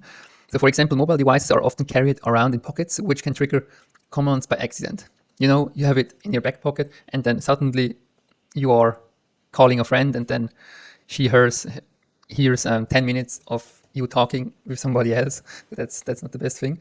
So in those situations, high precision input methods are deployed, which use a higher input difficulty to make sure that a command is not executed accidentally. So with this here, it's quite unlikely that you power off, reboot, whatever, your phone by accident when it's in your back pocket. That's really unlikely. However, these input methods are also a way of making use aware of the severity of the command. That's so crucial. It's the same with account deletion. If a user go to settings, then profile, and then disable account, delete account, and then that you are asking again, are you sure? That's the danger zone, something like this, that the user knows, okay, if I click here on this button, my data is gone. And sometimes it's good to make actions not that easy and build in some difficulty. Now, next thing is the corners. As the mouse cursor stops at the edge of the screen, I mean, you can not go any further because then it stops. So the screen limitations is there. It's really easy to get there. So this is partly why you see the Windows Start menu and Apple menu in the corners of your screen, because it's so easy to reach. Then top and bottom, similarly, the top and bottom are easier to access due to screen limitations. These are not easy as corners because they are not only limited vertically, but still allow for quicker access than a point in the middle of the screen. This is why Apple always places applications at the top of the screen instead of at the top of the application window. So it's always on top of it, as you can see here, and not in a window from the software. And then we have the thumb zone, because this law, or Fitts law, I mean, it was made in 1954, and there weren't any smartphones, so this is quite new, and there are limitations to it. So the use of thumbs is a common interaction on mobile devices, right? There are times when the thumb is not used, but when we are using our thumb, we have to consider that the original Fitts law formula applies only within the range of motion of our thumb. That's why nobody thought of it like, hey, something could be out of our reach, because back then you could grab it with your fingers. There was no really outreach, I guess. And with desktop, it's the same. The mouse isn't in outreach. You can go wherever you want. So the problem occurs when an item falls outside of the zone, right? If then requires an additional effort that Fitts law does not account for and adds an additional variable that increases movement time. We need to keep this in mind when discussing the effects described. But I don't want to go deep with this, and that should be enough. Maybe I will do another class or lesson about it. But with the thumb zone, it's quite easy. Just stay in the green area. Do nothing fancy. And it isn't just, and that's why I have put this image up, it isn't just this thumb zone. It also depends on, are you using it with one hand, two hands? When with two hands, how do you hold it? Are you a lefty or you a righty? So do you write with right or do you write with left, for instance? So it's very customizable, and I don't want to elaborate on this topic here, right? So that's it about about this law. And as you can see, the thumb zone has also some other applications, or yes, so like this here, you wouldn't consider to do a navigation bar at the top because it's much easier to reach at the bottom. Attentional bias. Users' thoughts filter what they pay attention to and have the tendency to focus on certain elements while ignoring others. So research has shown that many different factors can bias our attention, from external events and stimuli such as perceived threat to our safety, to internal states such as hunger and sadness. So everyone who has bought or sold a house notice for sale signs and open house signs everywhere. So that's because the real estate transaction set up an attention bias in the brain. So as soon as you are open or you're interested in buying or selling a house, you have such a focus on such things, and it's similar to other stuff. For instance, when a person starts dieting, suddenly becomes more aware of images of food. So, of things you are thinking of or you're doing it of, you have a kind of a funnel, and you see everything in a certain filter. And that's this highly subjective attentional bias. And repetition can establish an attentional bias. So, for instance, in web design, the use of the same image and slogans at the top of all pages sets up an automatic recognition response in viewers. Emotions that elicit specific emotions and words that tell a recurring story establish viewer identity. That's why major brands' logos are so universally recognized. So that's the same with landing pages. You have elements like the whole copywriting stuff. How should the stuff be presented, in which words, so that you really trigger a user. So for instance, if you have an e-commerce store for runners, then use the words the users think in. That's really important, so that the attention goes straight to the things he knows already. So the attentional bias is all about what people pay attention to. And you have to find the little gritty things they think of. The fast thinking brains, they tend to focus first on things that you think about most often. So know the pain points of your users and design the whole product with this aspect. So it also focuses on image, words, and concepts that are repeated frequently. In UX design, this tendency can be used to capture and direct attention to your message. So be aware that users oftentimes have some kind of an attentional bias. So they see sometimes things, or it's highly subjective, they see A but don't see B. And you have therefore to know your target group, because then you can really know, okay, what do they think often of? Empathy gap. People underestimate how much emotions influence user behaviors and easily underestimate themselves. So in a recent study by Capgemini, it has been shown that although 75% of organizations think they are customer-centric, a mere 30% of customers believe this to be the case. So there is a huge mismatch, and I really don't care about the exact numbers. I mean, that's everything the same with those studies, but I think we can see here a mismatch, right? So the empathy gap exists all around us, not just in business. In general, it refers to the idea of not being able to relate to the emotions, needs, and feeling of others, because they are naturally experience the world around them differently than you are. Everybody has its own lenses on. It's highly subjective. Everybody lives in its own small bubble, right? So think about the last time you asked for advice from a friend. That's something personal here. Have you ever been in a situation that before you even got to finish explaining your problem, you were overwhelmed with advice that wasn't even relative to you? Maybe your friend assumed that what makes them feel better would also make you feel better. Or by drawing on their own experiences, they will be able to understand yours.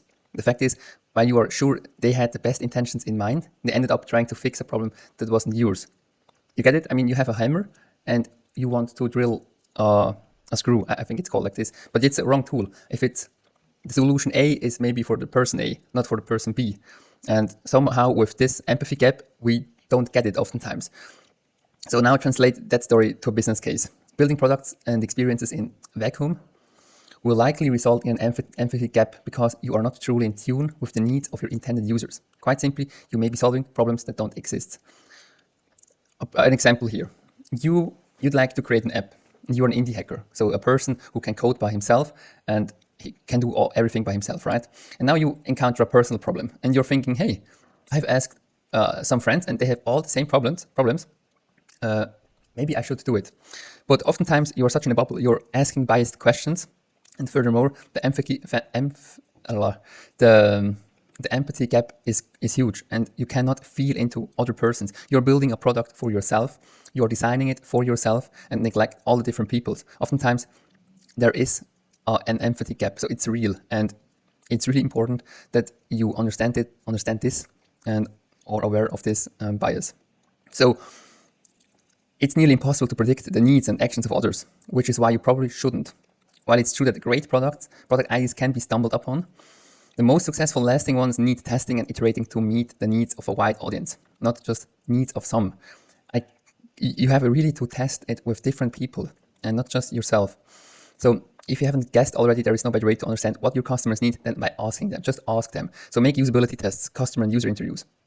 So for instance, through usability testing, designers, product managers, product owners, researchers, and all the similar positions can uncover and understand how real people in a real world respond to the product and experiences. From what they like and dislike to where they got stuck and confused to areas of improvement, the valuable insight gathered from these tests are sure to be eye-opening. And I guarantee it happened to me as well. So don't neglect the empathy gap and put your ego on side and do testing. Ask your user. Do, for instance, a mom test. That's quite a famous test for it, mom, M-O-M test. And I hope you don't neglect this empathy gap. Visual anchoring. Structured information is easier to read and memorize. Now, please do not confuse the anchoring bias with the visual anchoring, because it's something completely different.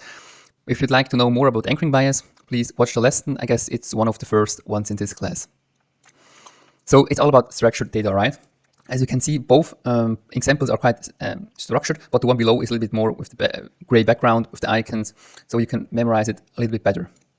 The same with here, lists are great for this one. You can also see it here, okay, per people, achievement, and best decision. But you see it's quite structured. On the left, you have information. On the right side, you have a picture of the people who work there. Here as well, 3 cards, each for 1 selling point. Here as well, so you can see there are 3 spaces. So on the first one, you have, I guess, the first level menu, so the main level. Then you click on square. Then you will have, it's unfolding. And then you have the primary setting here, or the image. But you can see it's very structured. You can see, okay, now that's for the effects. Then you can modify those effects, and that's the preview. So it's really clearly, and you can also memorize it much better. Then the same with this here. You can clearly see that's a structured website. So you have this thing at the top, then this in the middle, and then at the end. So with anchoring or visual anchoring, it's just all about giving the users a simplified thing to look at, because according to Hicks' law, you know, the law we had in the beginning, it's all about reducing the brain power the user needs to look at your site. So reduce everything, and visual anchoring is a way to use it. Okay, the von Riestorff effect. People remember more items that stand out. The von Riestorff effect, also known as the isolation effect, predicts that when multiple similar objects are present, the one that differs from the rest is more likely to be remembered. So make an important information or key action just visually distinctive. Make restraint when placing emphasis on visual elements to avoid them competing with one another, and to ensure salient items don't get mistakenly identified as ads. And also, don't overdo it, please. It's quite dangerous if you overdo it.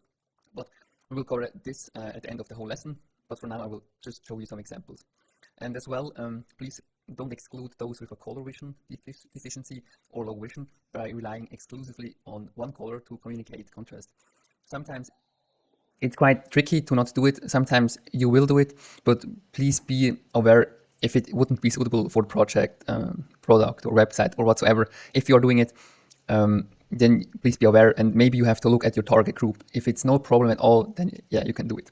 Then also carefully consider users with motion sensitivity when using motion to communicate contrast. So as you see, that's not the mainstream stuff. This effect here, the von Riestorff effect, this isn't the normal mainstream website. It's more special, we will see. So personally, I really like this effect and have prepared a few examples in this lesson. So in the first part, I just show you some examples without much explanation. So we will look through.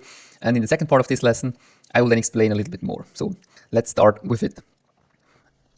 During these COVID times, I think it's quite funny. And especially, I guess it's almost correct. I mean, it's quite funny to show it with a cow. Then this one with the Converse. Brilliant marketing. This one is also quite good. That's from a friend of me. The company are telling, okay, you can buy 200 liters of this drink, I guess for $400 or something like this. But it's funny, right? Normally you don't have those sizes of bottles, and they will just deliver, I guess, a bathroom of fun or something like this. But that's really unconventional, and that's fun. This one, Bad Unicorn, they have so many good ideas, really worth forgetting. So really have to check it out. It's a fun website in which they are telling cool ideas, and they are around this venture capitalist theme. So it's just it's really just for fun.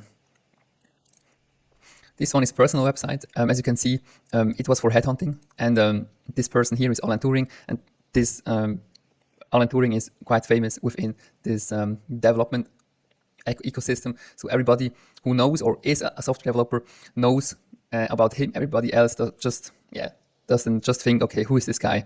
So it's quite cool. The response is great so far. I guess we have it over 1 year online. But as you can see, it's also quite bold in its decision statements. So it isn't a mainstream app or mainstream website. This one is also genius. I mean, you can also do the social proof. Even if you don't have any social proof, none of these companies use scrolling mock-up yet.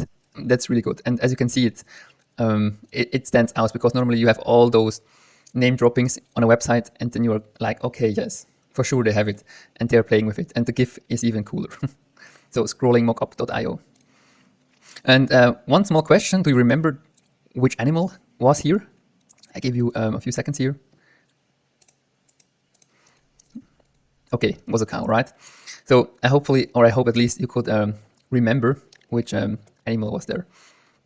So let's start with the examples in which I have prepared a little bit of background information. So here we can see the classical Netflix home screen, and the new episodes, for instance, are highlighted by the red tags. So it's here in German, Neue Folgen, but it's just saying new episodes. So it's the only differentiator for this kind, and you can clearly see it. I mean, it's really good. There is contrast because the background is black, so quite good made. Then Amazon as well. So our eyes are naturally drawn towards the bestseller tags in Amazon's product listing page. So a small tag can considerably boost the sale of the product enormously. So here we can see. Then that's a comparison between the sign up button, as you can see here. So without any color, boldness element. So really lean, and here is it with a bold statement. And as you can see, there isn't such anything as being too clear. I mean, the user knows exactly where he has to click. The button is big, bright, and visible. So the user will instantly know what button he has to press. And here it's really visible, okay, why we have to use this this effect. In fact, von Riesdorf is so ingrained into our brains that it seems self-evident. I mean, it's just logical. If you show the user, hey, you have to click here. So UX designers use von Riesdorf to push certain options all the time. I mean, if a service has multiple pricing plans, like here, you are guaranteed to see it in action. Even if the user doesn't decide to upgrade, the user still did this job. That's important to know, because von Riesdorf dictates that option will be more memorable. So the user will memorize the gold plan better because it gets highlighted. And even if the user will not purchase it now, he will be remembering it, that there was a gold plan or something special, or a special plan was there. So I'm not the only one that uses Riesdorf to encourage certain choices. I mean, that's normal, I guess, especially for paid walls or paywalls, pricing pages.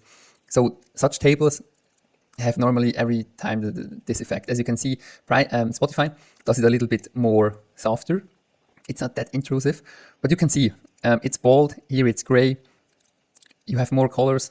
You have a little bit more information. And here really you can just do one thing. Here you can do everything. So it's the same effect here. Then, I mean, as soon as you have done an app, so users may have downloaded your app, have signed up, something like this, but stay within this app ecosystem. I mean, that's just the beginning. A person downloads your app, and now you are one app of those. They have your app installed, but it's important that they use it, right? This is where the von Riesdorf effect really comes in handy. If your app stands out on the home screen, users will remember it and use it more often. And it's not only on the home screen, it's the whole app. I mean, if they open the app, is there a distinction between your app and other apps? I will come to this later on. But as you see, that's one way to use this effect for apps, for instance. So sometimes it may be easier to just compete against other apps in your industry. So for instance, that's the same with Lyft. Let's get to the next image here. So most of the top rideshare apps are black, yellow, or both. So Uber, Boyek, Yandex, Dida. So however, Lyft opts out for a bright pinkish purple icon. So that's quite unique. And also, I think they have something in front of their cars, some animals, I don't know. But you see a Lyft car quite easily, or you can recognize it at least. So why is it that great? Because there's a huge overlap between ride-sharing apps, as high as 20% in one survey said. Overlapping users don't see a major difference between ride-sharing apps and often check a couple to compare prices. So it's just about prices. It isn't about different services or whatever. That's the same with the scooter apps. Lime, Tier, Bird. You just use it, or you just use the one that has the best discount right now, right? But if you have an app or a company that's really distinguished from the other, you can remember it much better. So if your app or if your user base overlaps with competitors, use the von Riesdorf effect to your advantage. I mean, that's the same. Have you ever wondered, okay, why does Spotify just have two colors actually, black and green? It's exactly because of this. It's such a good branding. They have just two colors, and whenever you see this green, you know exactly it's Spotify. So it's really a bold decision statement. They have just a dark mode to say. So now it's important. And as I said in the beginning, you have to maintain a healthy balance. So that's the key to make a cleaner interface with correct emphasis on relevant elements. So please do not increase the cognitive load. I mean, we don't want to have a website, as I have showed in this lesson there, in which everything blinks and different colors. That's not the goal here, right? Because when the majority of your attention is grasped by the different one, less attention will be paid to remember the rest. That's important. So you end up remembering the others less. So you have one website and then you will focus the user's attention just to one table. The rest gets out of focus. So you have to be aware of this.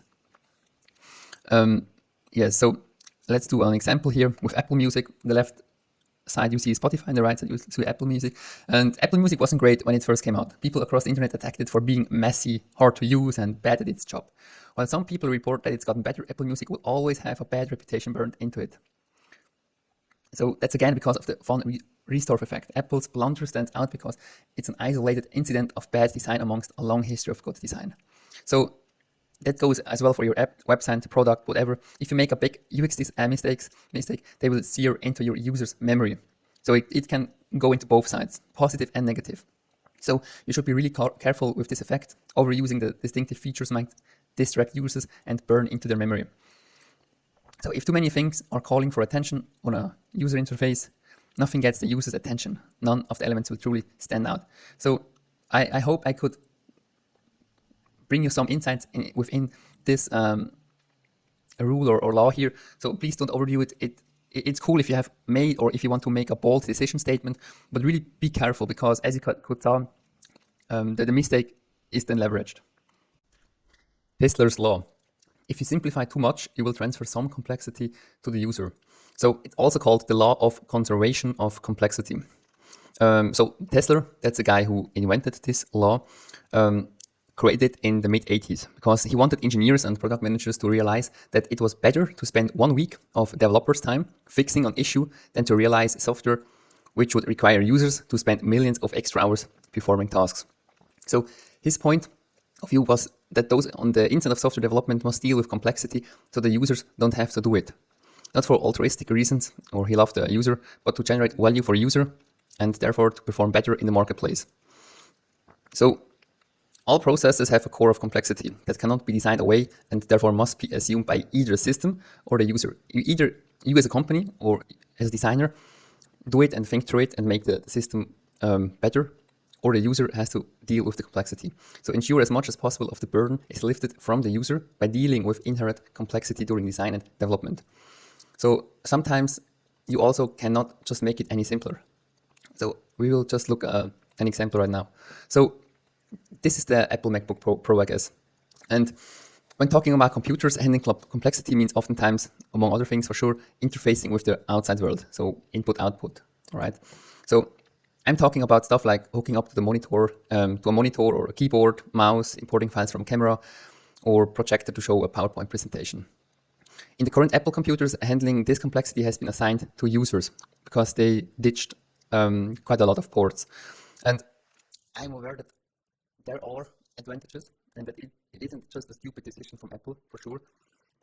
But you can say that this complexity is only for the transition period as long as you redefine the standards again, right? So, or to say, in a sense of innovation, it is always new and unusual. So Apple makes this quite bold step and is saying, hey, look, we'd like to introduce new standards to computers, and we are the first who are doing this step. Everybody will blame us and will hate us, but we will do it, and in 5 years, it's okay. You can say that, okay, but it isn't my point here. I'd like just to show you that if you reduce the complexity of a system, either you are dealing with or the user is dealing. And Apple did a really easy road. As said, there are some other thinkings behind it, but they just reduced the ports, and now the user had to deal with it. And normally it looks like this, that you have so many adapters and all the stuff. It isn't really cool, so you have much more complexity because before you had just your MacBook and everything worked great, you can plug in and all the stuff did work. But now there is much more complexity because they decreased the amount of ports, right? Now,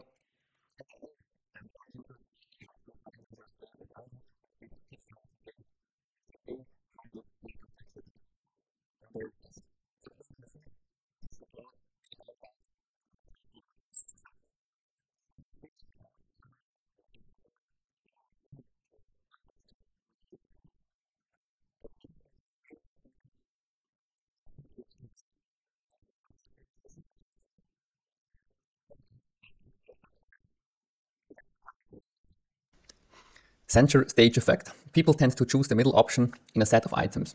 And in this lesson, I could tell you so much theory and all about this stuff, but actually, in numbers, I have read 2 articles about this effect. And actually, it's true. I guess the effect isn't that big, but it's quite interesting. So, for instance, here, that's a game show, and then you can choose the candidates, and researchers analyzed 20 episodes and found that players in the middle, so position 4 and 5, reached the final round 40% of the time, while people seated at the edge, positions 1 and 8, reached the final round only 17% of the time. And I could show you so many examples like this, and that isn't like cherry picking in which I just look at some numbers and some examples that work. Actually, that's also proven scientifically. So the center effect, that this one exists. But I'd like to focus really on the UX things and design things we can do, not about numbers and why is it that. But it's quite complex, I saw. So I think one easy thing to do is with the pricing page, right? We have different options to choose from. And if you'd like to really want that the person selects the professional one, then place in the middle. I would also make it a little bit bigger, not just the position, the middle. You can also play with other stuff. But as I said, the center stage effect isn't that big of an effect, but it is an effect. It's proven that it's working. But in my opinion, there are other effects that play a bigger role in UX design, but I wanted to include it for completeness of this class. Scarcity. While scarcity is typically invoked to encourage purchasing behaviors, it can also be used to increase quality by encouraging people to be more judicious with the actions they take. It can come in different forms: time limitation, quantity limitation, access limited. So never fake scarcity, really. So the scarcity principle is a well-documented social psychology phenomenon that causes people to assign high value to things they perceive as being less available. As most things, scarcity started offline. Expensive restaurants, like this one here, serve small portions on large plates to suggest that ingredients are rare, and prestigious colleagues have limited places to maintain the sense of exclusivity. But as tech businesses became more mature and digital products more refined, scarcity was quickly adopted online, and it is now one of the most popular methods to increase desirability. We have come to a point in which are so used to seeing and expecting some form of scarcity when browsing online that implementing one inside your product is not a competitive advantage anymore, but a starting point for any goal that aims to satisfy users' needs. And now we have Black Friday, Cyber Monday, Singles Day. So a sale that occurs on only one day of the year and consists of a limited number of products offered at a discounted price. In the case of Black Friday, the mobs of eager consumers are most often a good thing for retailers until the mob turns violent. And I got it. Black Friday makes sense in some way, but I think that's something ethical here. Or as a company, you can buy larger amounts of goods and sell it for less, or the price is lower, but so many things that are purchased then aren't really necessary. So that could be a critic for the capitalism, but I don't want to go this rabbit hole. But just saying, Black Friday, Cyber Monday, and Singles Day are an event of scarcity. I don't want to judge this. So scarcity becomes popular because it's extremely powerful and fairly easy to implement. And the reason it's so effective, it's because it combines multiple biases into one. So loss aversion, as you can see here, the social proof, then the anticipated regret. And at the end, we end up having something like this here. So it's packed with everything: high demand, social proof, like this here, rare find. Yeah, so just booked by a dude, social proof again. So at the end, you're looking at such an offer and you're thinking, oh my God, I have to get it right now, right? And yes, that's exactly this effect, the scarcity effect here. So even though scarcity can be applied to unquantifiable features like quality of or experiences, its effect is much more powerful when assessing measurable resources like objects or places. Because if it's gone, it's gone. It's the reason why Amazon or Booking.com embrace it and use it extensively. I mean, I will tell you at the end of this lesson. I mean, it doesn't need to be that bad. It can also be something good. So I don't want to judge on these companies. Sometimes it's really good. Based on these measurable resources, there are 3 main forms of scarcity. So as you can see here, the time-limited scarcity, the quantity-limited scarcity, and the access-limited scarcity. So let's start with the time. When time has a limit, it creates a deadline that makes people act before the time is up. When the deadline is unknown, people are not certain that they can get the object anymore unless they act now, which increases the pressure but shows lack of empathy from a UX standpoint. Ryanair, for instance. They take advantage of the fact that cheaper seats sell first and use this to highlight the limited number of seats left for the lowest price. So you purchase this as fast as possible. With Uber Eats, it's the same. You have here also time limitation here. Then this is quite normal. I mean, that's a heavy example within the payment pricing pages or paywalls. So this moment when you download an app, you open it, and then it has a subscription screen or payment screen that asks you, hey, please pay. And here we can see this screen has a lot of prompts here or elements. There is a timer. That's literally a timer that's counting down. You can see also save 50% time here. So get it now. So as you can see with the timer here, it's really like, it adds a scarcity to it. Now, quantity limited scarcity. Limited or rare supplies are perceived by people as a threat to their freedom of choice, triggering or reacting to fight the threat and maintain their access to the resource. In this example from Groupon, both the time for which the deal is available and the number of items are presented of being scarce. So you have 7 days and then it's gone. And here it's also, if somebody buys it within those 7 days and 10 people do that, the deal is gone as well. Zalando, that's a German company for gloves. So the product details display both the available and unavailable sizes. This way it makes the available ones feel more scarce, subtle and useful, as some people have different sizes and they can notify you. I mean, in my personal opinion, it's okay. I mean, it's great. I do not think that's a bad thing they're doing right now. Actually, it's really useful, and I'm glad they're using it this way. I mean, you can click on notify and assume the size that you'd like to have is available. You have an email. For sure, you can then tell, okay, you build up some form of reaction of the emails, because as soon as you get an email, you react and buy the stuff here. The next one is Jimmy Choo with their famous shoes. I guess I think it's the one with the red button, I guess. But you see, it's only one available, so I think you would purchase them quite faster. But it's really honest, no, as I said in the beginning. But here, yeah, it's okay. I'm curious if there is any other size available, or if it's also that they aren't showing the one that aren't available, or if they are showing it. But as you can see, Jimmy Choo chooses or does it the same one as before. Then Go Pet Plan or Go Pet Plan tries to convince the user to buy a one-time cat insurance policy instead of paying multiple expensive bills, as we can here see. So an ear infection, 4,000, brain cancer, 14,000. So yeah, that's special. I mean, that's quite that's a personal opinion, but in my personal opinion, I think it's a really bad scarcity example. They are playing with the belonged ones and the anger to lose them, or not the anger, the fear of losing them. And I mean, at least it's very honest. I can tell anything like this or else. I mean, it's really honest. Maybe that's true, but the way they do it with such a kitty, a small cat, I mean, it's really adorable. I think you could have done it a little bit less intrusive, I guess, or I don't know if this is the right word, but I wouldn't showcase or apply scarcity like this.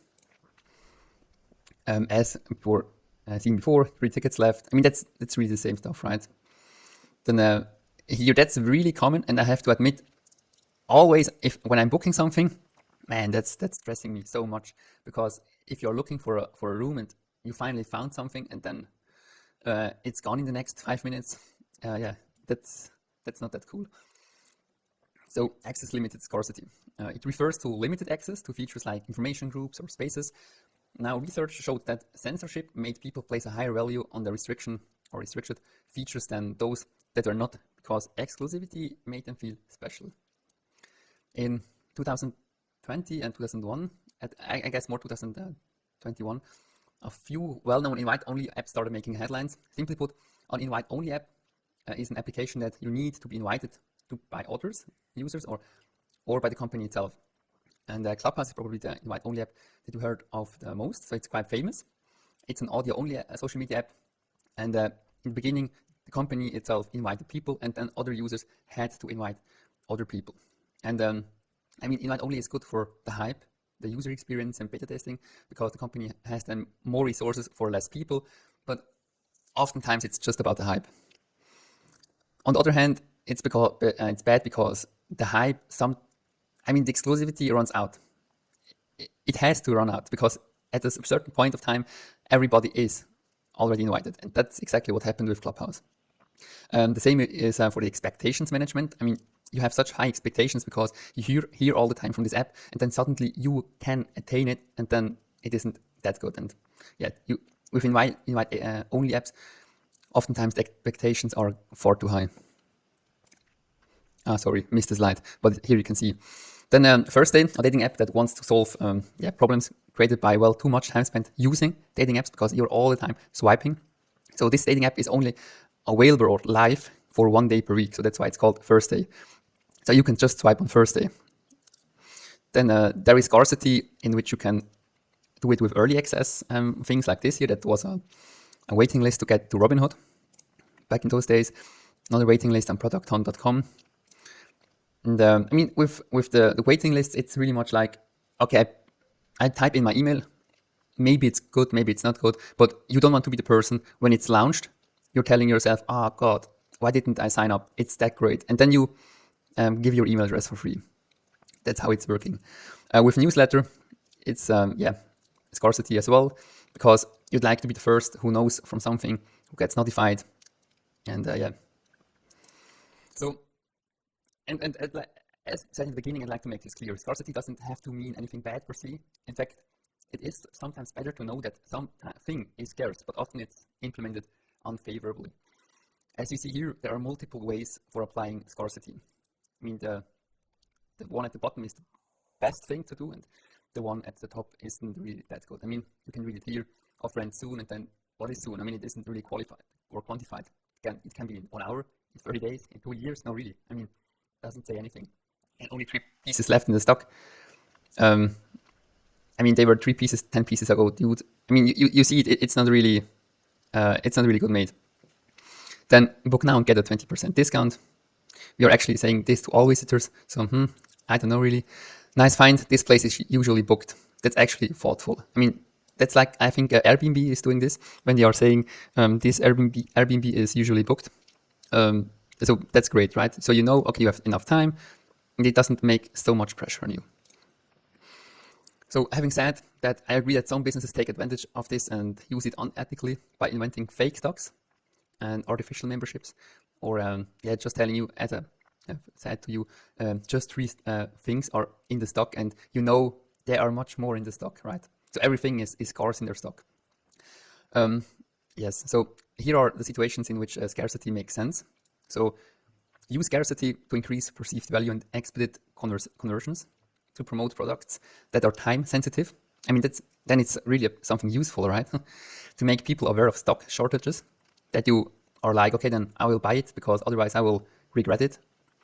To highlight the advantages of restricted features, to test what scarcity messages works best for your audience, to test the impact of messages on credibility and trust, and to emphasize urgency, for instance, showing a glowing red icon to highlight the real-time status. In that case, I would use scarcity for your design, for your product, but don't fake any scarcity, because otherwise people will have some kind of blindness to it in future. And I mean, it isn't really good for your branding. And yes, so use scarcity in a good way. So let's talk about social proof. Social proof is a convenient shortcut users take to determine how to behave. When they are unsure or when the situation is ambitious, they are most likely to look and accept the actions of others as correct. The greater the number and the greater the authority of the people, the more likely or appropriate the actions seem. That's very important. So just for saying here, I could make an own separate class or dedicated class just for the social proof. I mean, that's a huge principle within marketing, designing products, user experience. So social proof is really, really big. I'd like to cover just a small amount and give you an overview, okay, what social proof is and how does it look in the real world. So please keep that in mind. So for instance, let's dive into a real world example here. So you're planning a trip to Paris and you're looking at 2 very similar places, but one has positive ratings and reviews, the other has none of them. So most people will not want to gamble their romantic weekend or getaway in Paris, so they will be much more likely to go for the less risky option that decreases the uncertainty, right? Even if the reviews are not all positive, at least they know what to expect. I mean, that's really important. So everybody, or at least the majority, will choose the second flat. So we are quite heavily influenced by people like us. So the more people relate to the evidence provided, the more powerful the evidence is. If I were to build a scale, I would probably have 3 levels. Level 1, 2, 3, right? So in the first level, other people did this action. So you see here, 20 visitors stayed here. Other people decided to stay here, but I don't know who they are, or, I mean, what was their experience, right? I just know 20 people were there. And on the second level, other people like me did this action. Seeing other people from the same country already makes me more interested, since we have similar backgrounds and the same culture, I guess. And the third level, friends did this action. Apart from family, friends are the closest connections we have, so they are the most trusted ones. So we can see, I would definitely choose in every situation the level 3 over the level 2, and the level 2 over the level 1. Because in which situation is the most trust there? Definitely on the third one. Another great one is using authorities. So for instance, people have a strong tendency to comply with authority. If your social proof mechanism includes testimony from entities seen as authorities in the field, it will have much greater or stronger impact. And it doesn't need to be somebody in the field of this discipline. It can also be just a celebrity, really. I mean, celebrities and well-known industry experts are great resources when it comes to establish authority and proving your value, because you know the people, right? And depending on your brand, celebrity approval may come in the form of paid endorsement or even natural endorsement. And maybe you know Cameo. Cameo is a website or a platform in which you can pay a celebrity, and then they will mention you in their video. Normally it's about 30 seconds. You pay them maybe $500, and then they will mention you in the video. Something like this. That's Snoop Dogg. The other people, Ice-T, okay. Benefit Frankel, yeah, Ice-T I know, Snoop Dogg I know as well. The woman in the middle, I don't know. But it's something like this, and it's branded as Cameo, normally, I guess. Another cool bias, I mean, within the social proof, you have some biases as well, something like this, the bandwagon effect. So the chance of adopting the same belief, ideas, or behaviors increases the more they have been adopted or mentioned by a lot of other people.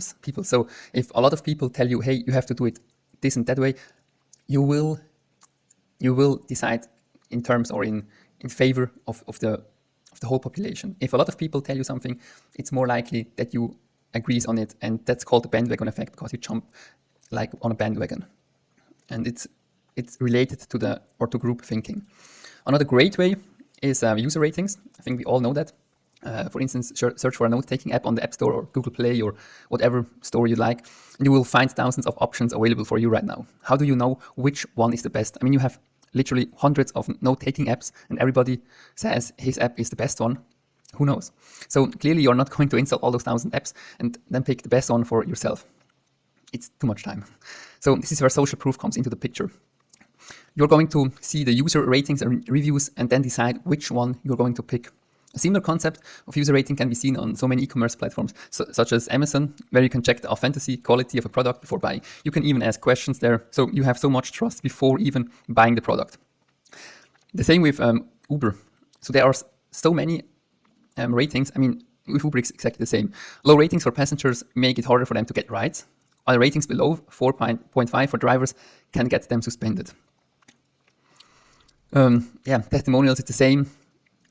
Humans just seem wired to put faith in our fellow citizens, and there are so many fake testimonials, really. So testimonials but testimonials are quite good. So this is a big reason why testimonials are such a good example of social proof, and many top companies now feature testimonials prominently on their homepages.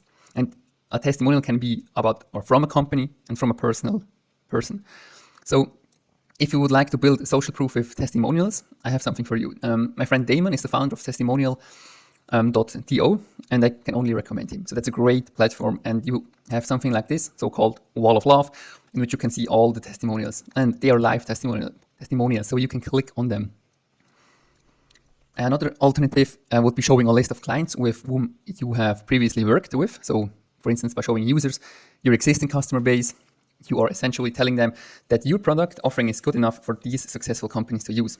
It must be good enough for them too. So for instance, Basecamp did a great job of this by showing the number of companies that signed up last week along with the big companies that they are using already. I mean, you can see over 5,000 companies. That's huge. And then you can see, okay, this company is so big, there is so less, or that's quite safe here. Another great example, in my opinion, is SendGrid, a popular email marketing service. When you click on this text here, on this link, you're taken to the entire page devoted to SendGrid's social proof, this one here. And you can then see all the logos of the customers and use cases. So that's quite good made. Then here is Amazon displaying related books based on what other customers who viewed the same book also viewed. And here, a classic example of how the behavior of other customers can affect your own. I mean, you're then thinking like, hey, if someone viewed this book, the others they looked at must also be something I would look at. Then Zero, that's a fasting app. So if you eat every 16 hours, for instance, Zero highlights the impressive number of people fasting at the particular moment. If you're in doubt, this acts like a great motivator that you should do the same right now. Another way is to use awards or badges, but more generally spoken awards. Citymapper and 1Password are showcasing some of the prestigious awards they received over the years, a great way to increase trust in your brands. And here it's important, there are official awards and there are, yes, somehow made up awards. I mean, you see this sign here and then you can just pretty much do it by your own. Something like, I don't know, best password manager. That isn't really an award, it's just a quote. But there are also official awards and that they are much more trustworthy. Then you can also use trust badges. Dealing with money transaction would always be a challenge for mobile banking companies like Monzo or TransferGo. So you see all the trust badges here. Here they are the banking apps. That's why using badges of security companies or regulators is a good way to reassure users that everything is okay. So everything is in safe hands, right? Then another great way is using platform integrations. So if your product or service integrates with a third-party service, then one of the best social proof is, you can just use integration partners. That means, or by doing this, you ultimately put your product in the company of credible and familiar brands. So, for instance, with Opt-in Monster, we do this by displaying all of our email marketing services and platform integration. So that's great, right? And that's just a small impression of all possible options you can do. And as you can see, it's very broad, from email, from websites, apps, normal products. Social proof is really diverse, and with with such diverse options, you have so many options within the user experience or with UX or with designing. But I think it's important to see, okay, social proof is such an important mechanism or principle when you're designing a product, so do not neglect it. Aesthetic usability effect. People perceive designs with great aesthetics as easier to use and are more tolerant to minor, not major, usability issues when they find an interface visually appealing. So in other words, users have a positive emotional response to your visual design that makes them more tolerant of minor usability issues on your site. So I'm not talking about big or large or major issues here, right? So it's just about minor issues. So an aesthetically pleasing design creates a positive response in people's brain and leads them to believe the design actually works better, or the site or the product works better. So in most cases, this is a positive thing from your perspective. And this effect is a major reason why good user experience can't just be a functional UI. Designing an interface that's attractive as well as functional is worth the resources, right? And visually pleasing design can mask usability problems and prevent issues from being discovered during usability testing. And that's the important thing here. If you have a really nice product and you're doing usability tests, you have to be aware of this effect here. If you have an MVP, a minimal viable product that isn't really designed yet, you don't have to care about this effect. But if you have a product that's really well designed, has aesthetics, then I would look for signs that the user maybe overlooks such stuff, right? Like minor bugs, something like this. Curiosity gap. The curiosity gap is a space between what users know and what they want or need to know. Gaps cause pain, and to take it away, users need just to fill the knowledge gap. So Tinder shows you blurred photos of people who liked you. So you have to upgrade to Tinder Gold to learn who those people are. This feature, blurred faces or photos, plays on natural human curiosity that compels people to pay for premium features. And I mean, really, it's not just a normal curiosity gap. It's much more because you're playing here with hopes, with desires. So mixing those up, it's a great boost for people who will sign up. So I think that's one of the most extreme way of using a curiosity gap. You can also see that when people like your profile or your photo, that you have some blurred faces here or profiles. The same with messages. You'll see it here. It's in the bold to see who likes to match them instantly. The next example is our product hunt. Product hunt is a website which showcases so-called hunts, so products that are quite cool. And you can see you cannot scroll to the bottom of the list. You can just see, so I think 4 or 5 products. And normally the list contains about 30 products. So if you want to view or know more about the products, you have to be signed in or sign up. Then LinkedIn used to show a graph of your profile views. That was grayed out with a dialog box, prompting you to get a premium account to access this data. LinkedIn's design was or is leveraging users' curiosity quite effectively by showing them this graph was available and within their reach. They just need to upgrade their account to get the graph, fill their information gap, and satisfy their curiosity. As you can see, it's about a post I have did, and then I could see, okay, how many or who did the post see, but that's the same with the profile. If somebody have visited your profile, so post and profile. Then this one is, that's also a social network for professionals, like LinkedIn is one, but it's in German, and that's why it's here actually in German. And as you can see, it's the very same principle. So profile Besuche means profile visitors, and you can show all of the people who visited your profile, 25. So as you can see, this curiosity gap helps you to convert users who aren't signed in yet or signed up, to convert them. And the same or for Medium articles, if you'd like, or they have articles and then you can just read the title, the small description, and if you scroll down further, you have to sign up. It's very same for news articles. So the curiosity gap is very interesting for the user experience. Visual hierarchy. A clear visual hierarchy guides eyes to the most important elements of the page. It can be created through variations in color and contrast, scale and grouping. So let's do a quick 30 seconds briefing in the history of this principle. It's not a law, it's more like a principle because it contains more laws in it. So more than a century ago, German thinkers Wolfgang Kohler, Max Wertheimer and Kurt Kofka began studying how people perceive the world. Humans don't perceive their surroundings individually and equally. Instead, we organize them in specific ways to make sense of them as a whole. So you're going to group them, for instance. From their research, they created 8 laws of perceptual organizations, the tenets of Gestalt psychology. Now, I will not explain everything in detail. This would be too much for this lesson here. But as you can see, this law is quite complex and contains other laws like we see in this slide. Some of the laws showed here we already have or had, some will follow. But it's important that you know, okay, it's a principle and it contains several laws. And I will not go into each of these laws because some of them we had already and we will have. So let's dive in with a real world example here. So that's a bad one actually. And the second example will be a little bit better. But with this here, it's everything is equally incised.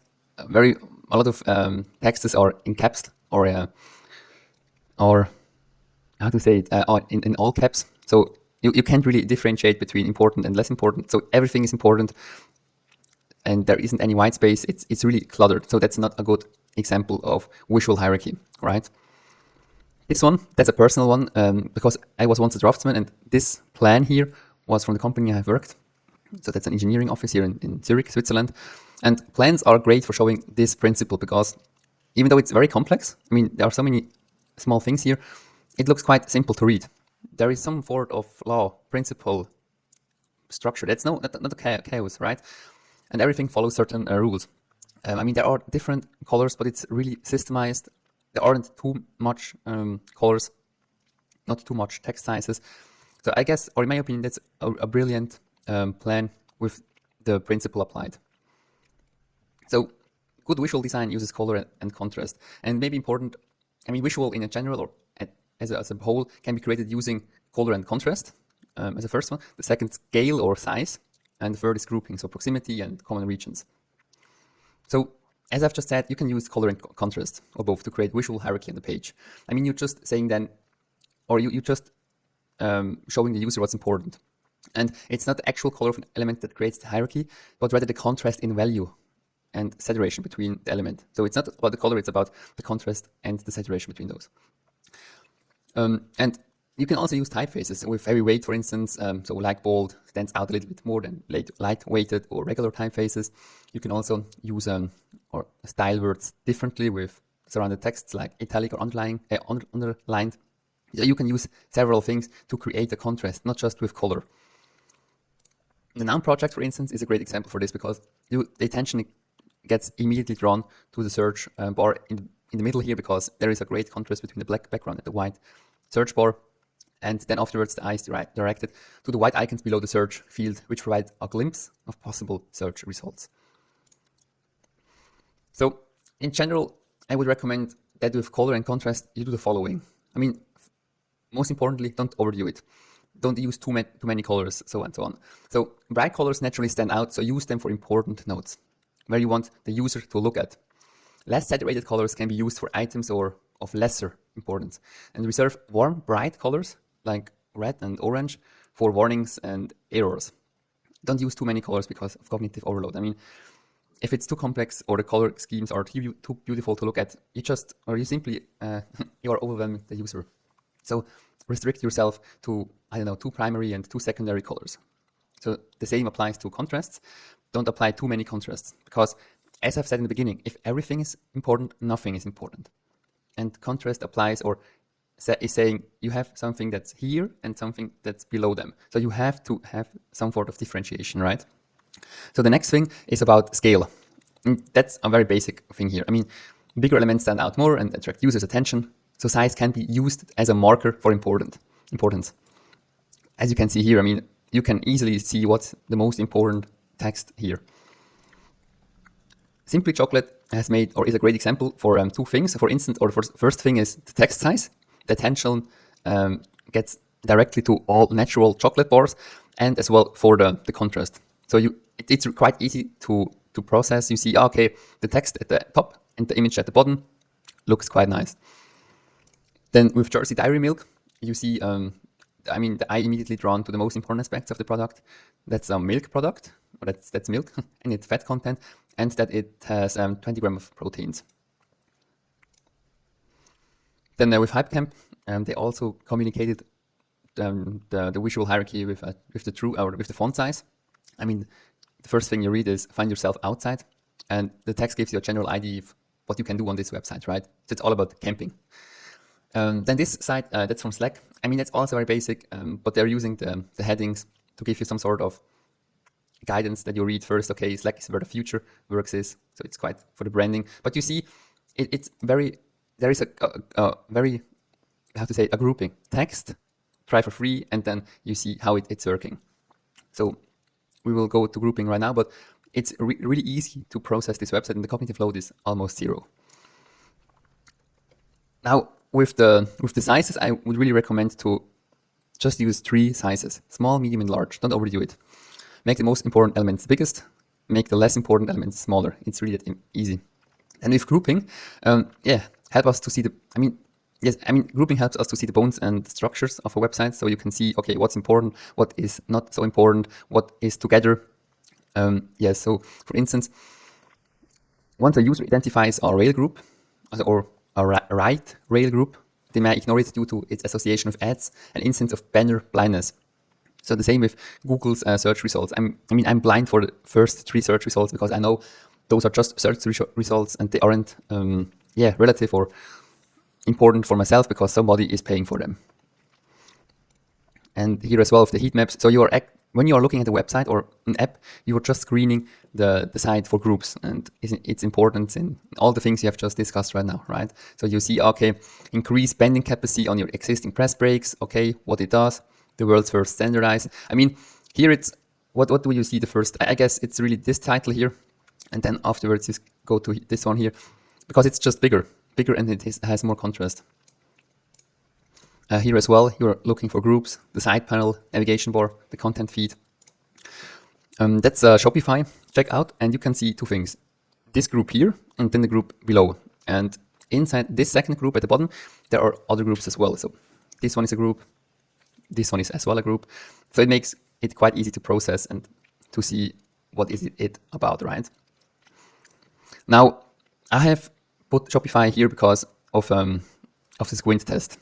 I mean, if you don't know what the squint test is, it's this. You're just applying radial blurring to your thing you want to look at. I mean, I'd like to see the groups of Spotify, and with the blurring, you can actually see it quite good that this one is a group, this one is a group, and this one is a group. And those two groups stand out the most because, yeah, not really here. There isn't really white space at the bottom. Yes. And you can see the actually played song is not visible at all. So you can see the groupings within the Spotify app is great because at the top is or your playlists, and the second one is recently played. And those two things are the most important things for Spotify. Final thoughts. Now we have reached the end of this class. What have you learned?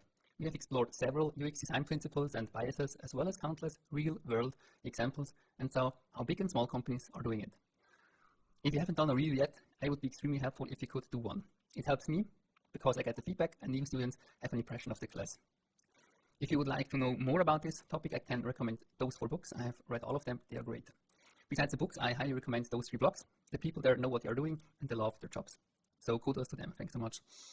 If you have any question or something is not clear, then just ask me directly or write a comment. Thanks so much for your time and take care, bye bye.